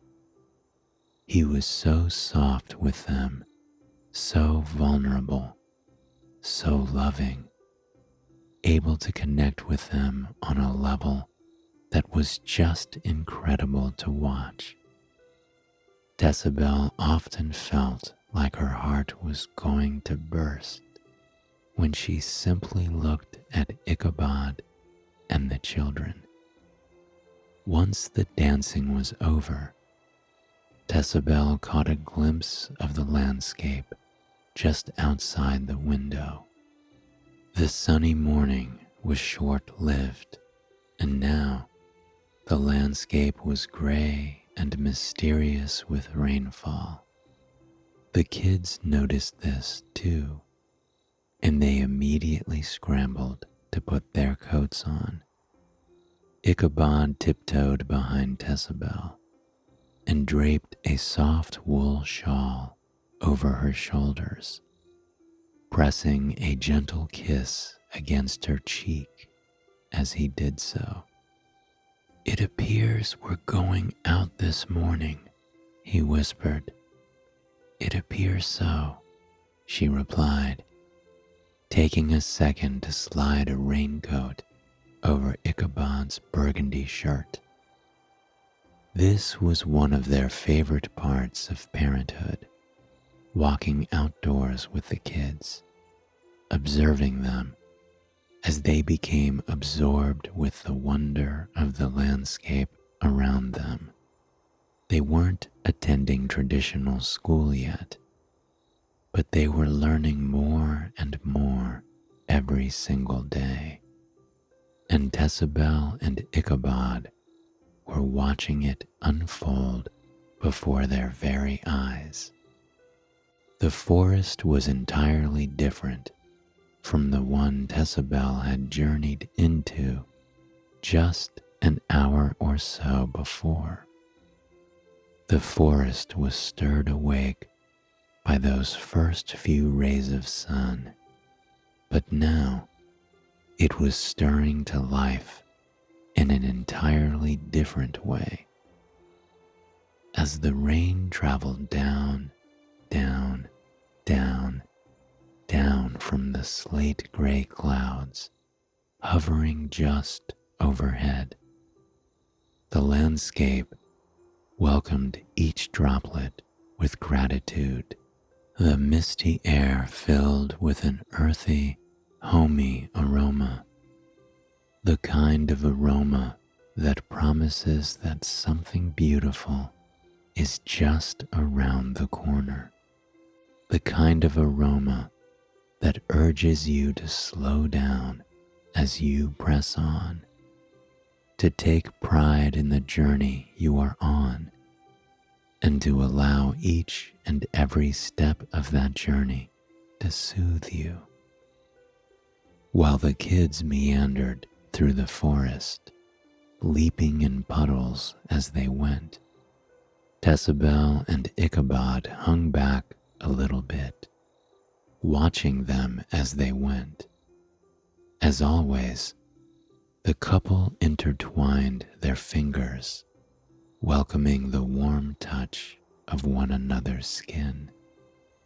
No matter how long they were together, no matter how many sleepless nights they had with the kids, that spark, that connection that had brought them together in the first place, was still very much there. Not a second went by where they didn't feel the comforting warmth of their love for one another. They were partners in life, best friends, soulmates, something they knew deep, deep within themselves would never change. When they reached the meadow of flowers, even the children stopped their playing solely to take the sight in. Just a bit ago, the wildflowers had been awash with the colors of the rising sun, and now they were transformed. Dewdrops clung to the colorful petals. The damp, earthy air was perfumed with their scent.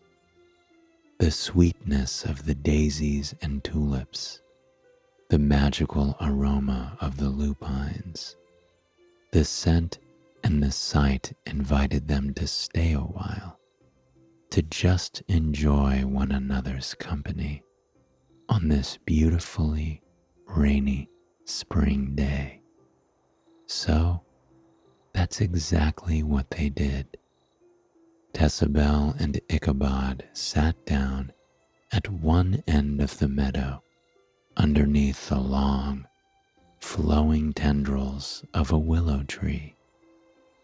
They laid down a soft, sage-colored wool blanket and leaned their backs against the smooth bark of the tree, exhaling with relief as they slowly sunk into each other's arms and the earth beneath them.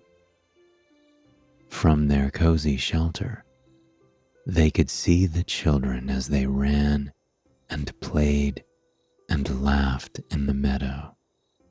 Their giggles seemed to dance through the flowers and trees to reach the ears of their parents. Tessabel leaned on Ichabod's shoulder, the smile growing on her face.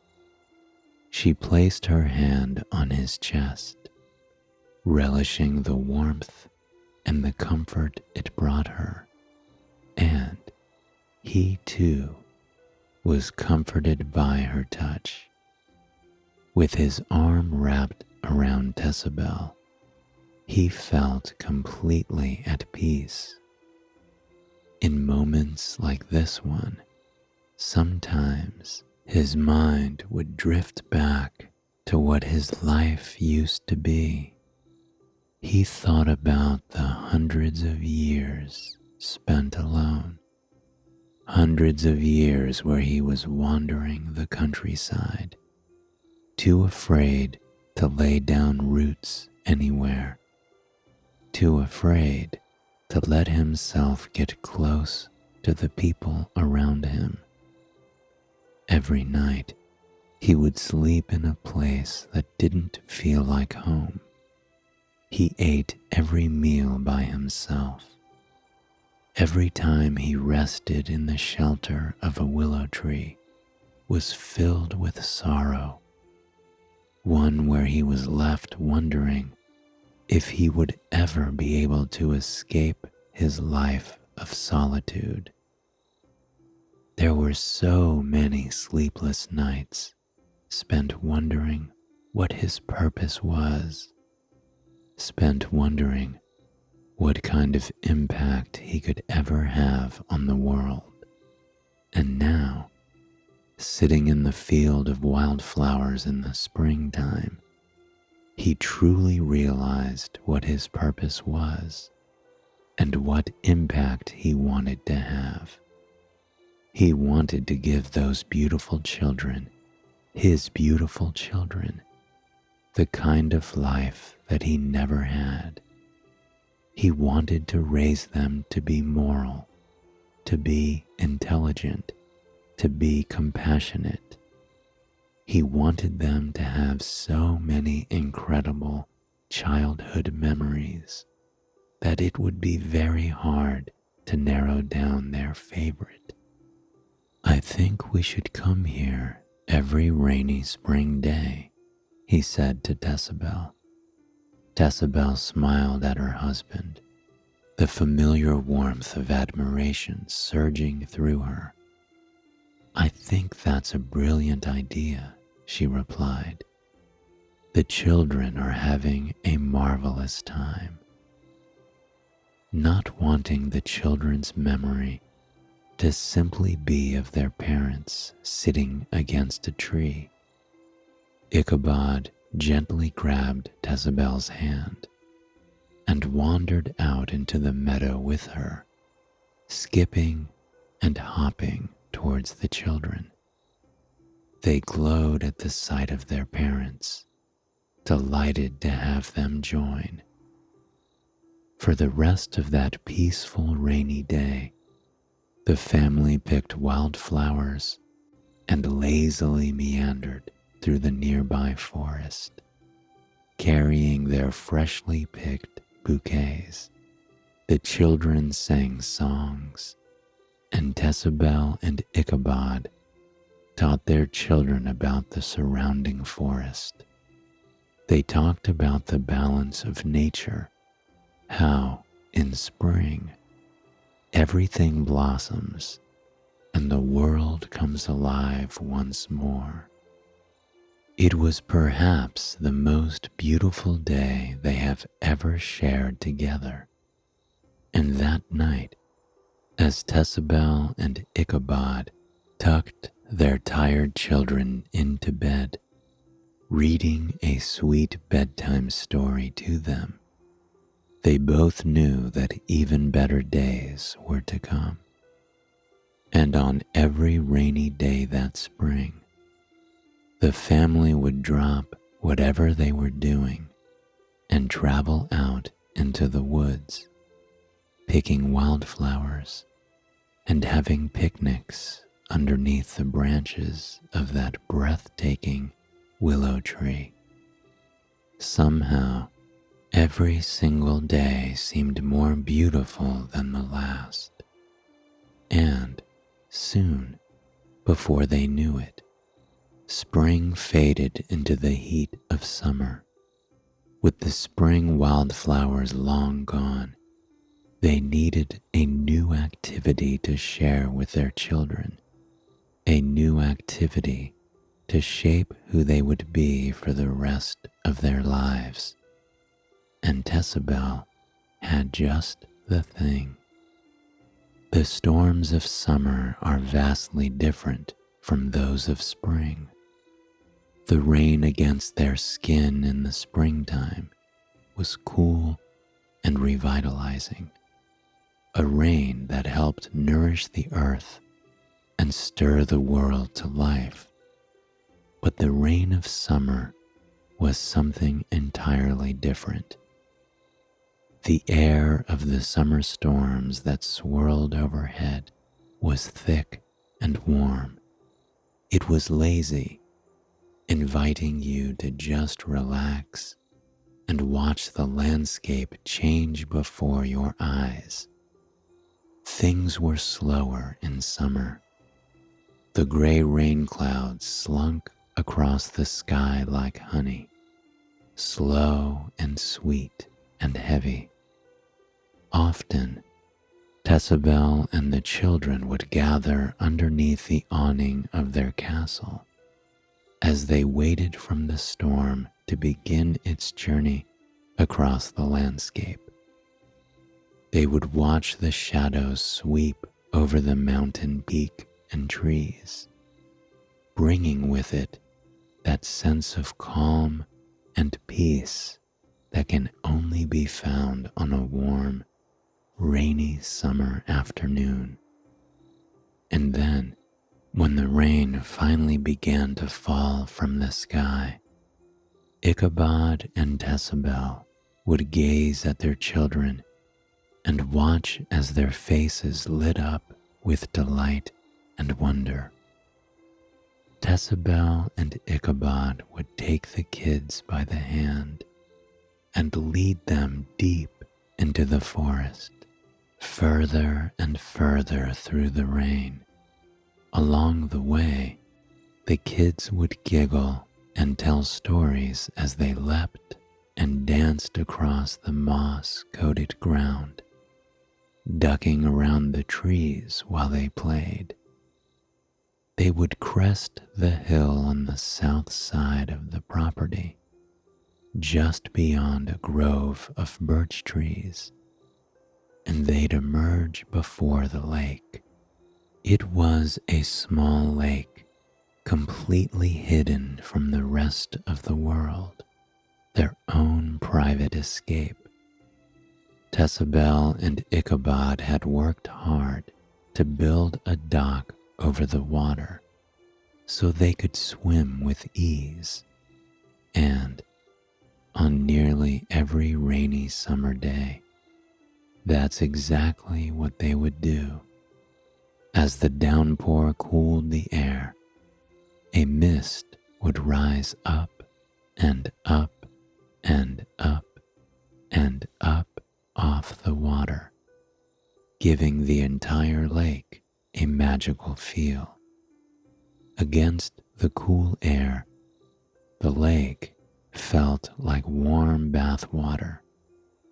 The children would splash and play as the rain washed down on them, the drops leaving little ringlets in their wake. It was a classic summer pastime, something that Tessabel did quite often growing up, but Ichabod had missed out on. Now, seeing his own children finding ways to be normal in a world where they were not, it healed pieces of himself that he didn't even know were broken. After about an hour or so, the children would clamber up onto the dock with the help of their mother and father. Tessabel would always wrap a nice, warm, dry towel over their shoulders, a comforting embrace after a long, joyful swim. Then they would retire back to the house to spend their afternoon doing whatever other summer activities piqued the children's interest. Sometimes they would play board games in the greenhouse atrium as they watched the rain trickle down, down, down, down over the foggy glass ceiling overhead. Other days, they would race through the rose garden, playing tag as they breathed in the fragrant aroma of the flowers and buzzed through the dewy emerald grass. And rarely, they would be blessed with an afternoon thunderstorm. It quickly became something sacred in the house. They would all gather in the glass greenhouse and curl up in a nest of blankets and pillows. Then, for hours, they would watch the thunderstorm rumble overhead. The flashes of lightning would illuminate the forest surrounding them. The crackles of the thunder would drive them closer into one another's arms. They would count the seconds in between the thunder and giggle when the crack rumbled through the sky. It was the kind of family time that Ichabod and Tessabel had always dreamt of. And soon, those afternoon thunderstorms became more and more prevalent as the warmth of summer slipped away and was replaced by the beauty of fall. This was, without a doubt, the whole family's favorite season. As soon as the colors of autumn swept across the landscape, they knew the best days of the year were just ahead of them. On autumn mornings, they would all step out of the house, cloaked by warm wool sweaters and shiny raincoats. The autumn air was unmistakably fresh and warm and magical. inviting them to wander deeper into the woods and experience the bounty of the season. Without hesitation, they would head straight for the west side of their property, which would lead them down, down, down, down a dirt path through the forest. Along the way, they would stop to admire the leaves. Of course, the kids would giggle and beg their parents to make piles out of the fallen leaves. And, without fail, Ichabod and Tessabel would work together to create the biggest, most colorful piles they possibly could. They'd watch, starry-eyed, as Amari and Afia leapt into the leaves, sending them scattering over the forest floor once more. They would stop to look at mushrooms growing at the mossy base of trees and along fallen logs, appreciating the littlest wonders of nature. And, eventually, they would find themselves at their final destination, the apple orchard.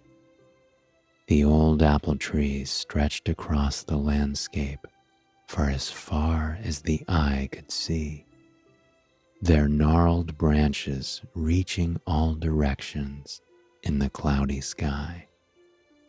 They were like works of art, the sculptures crafted by autumn. Tessabel and Ichabod would help their children into the trees, where they would happily bumble over the branches, looking for the juiciest, most delicious apple that they could find. Sometimes, Ichabod would then help Tessabel into a tree of her own. On occasion, he would slip her a book and encourage her to read up amongst the apples while he tended to the children, and sometimes she would take him up on that. But most of the time, she would watch in admiration as Ichabod caught the apples the children tossed down to him. She would think about how far they had come to reach this point together. She had been a lonely girl in a town full of people who didn't understand her. The only solace she had, the only family that she had, was in the books she cultivated at the store.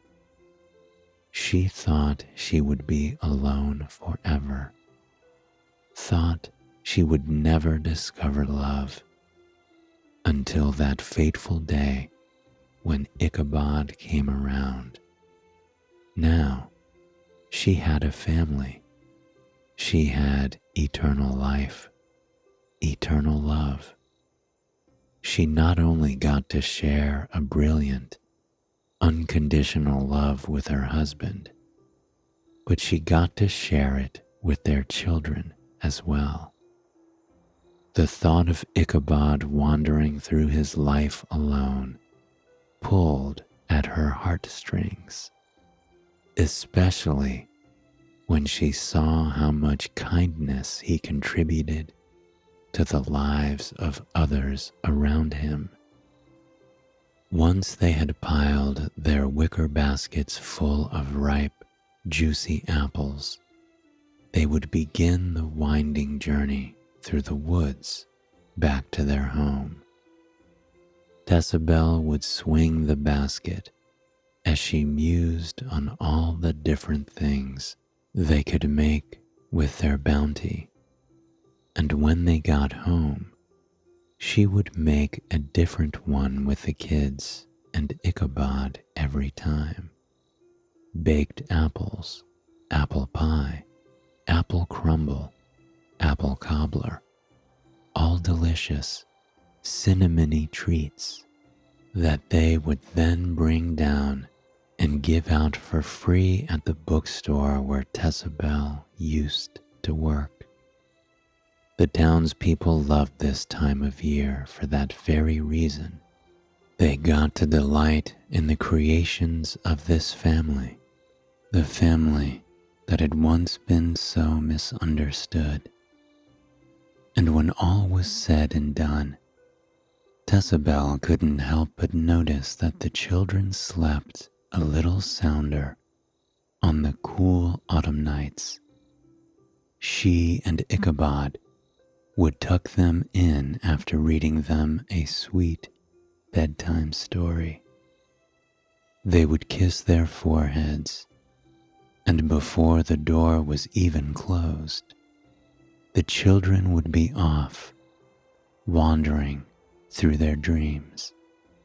One autumn night, Ichabod and Tessabel settled by the crackling fire together after putting the children to bed.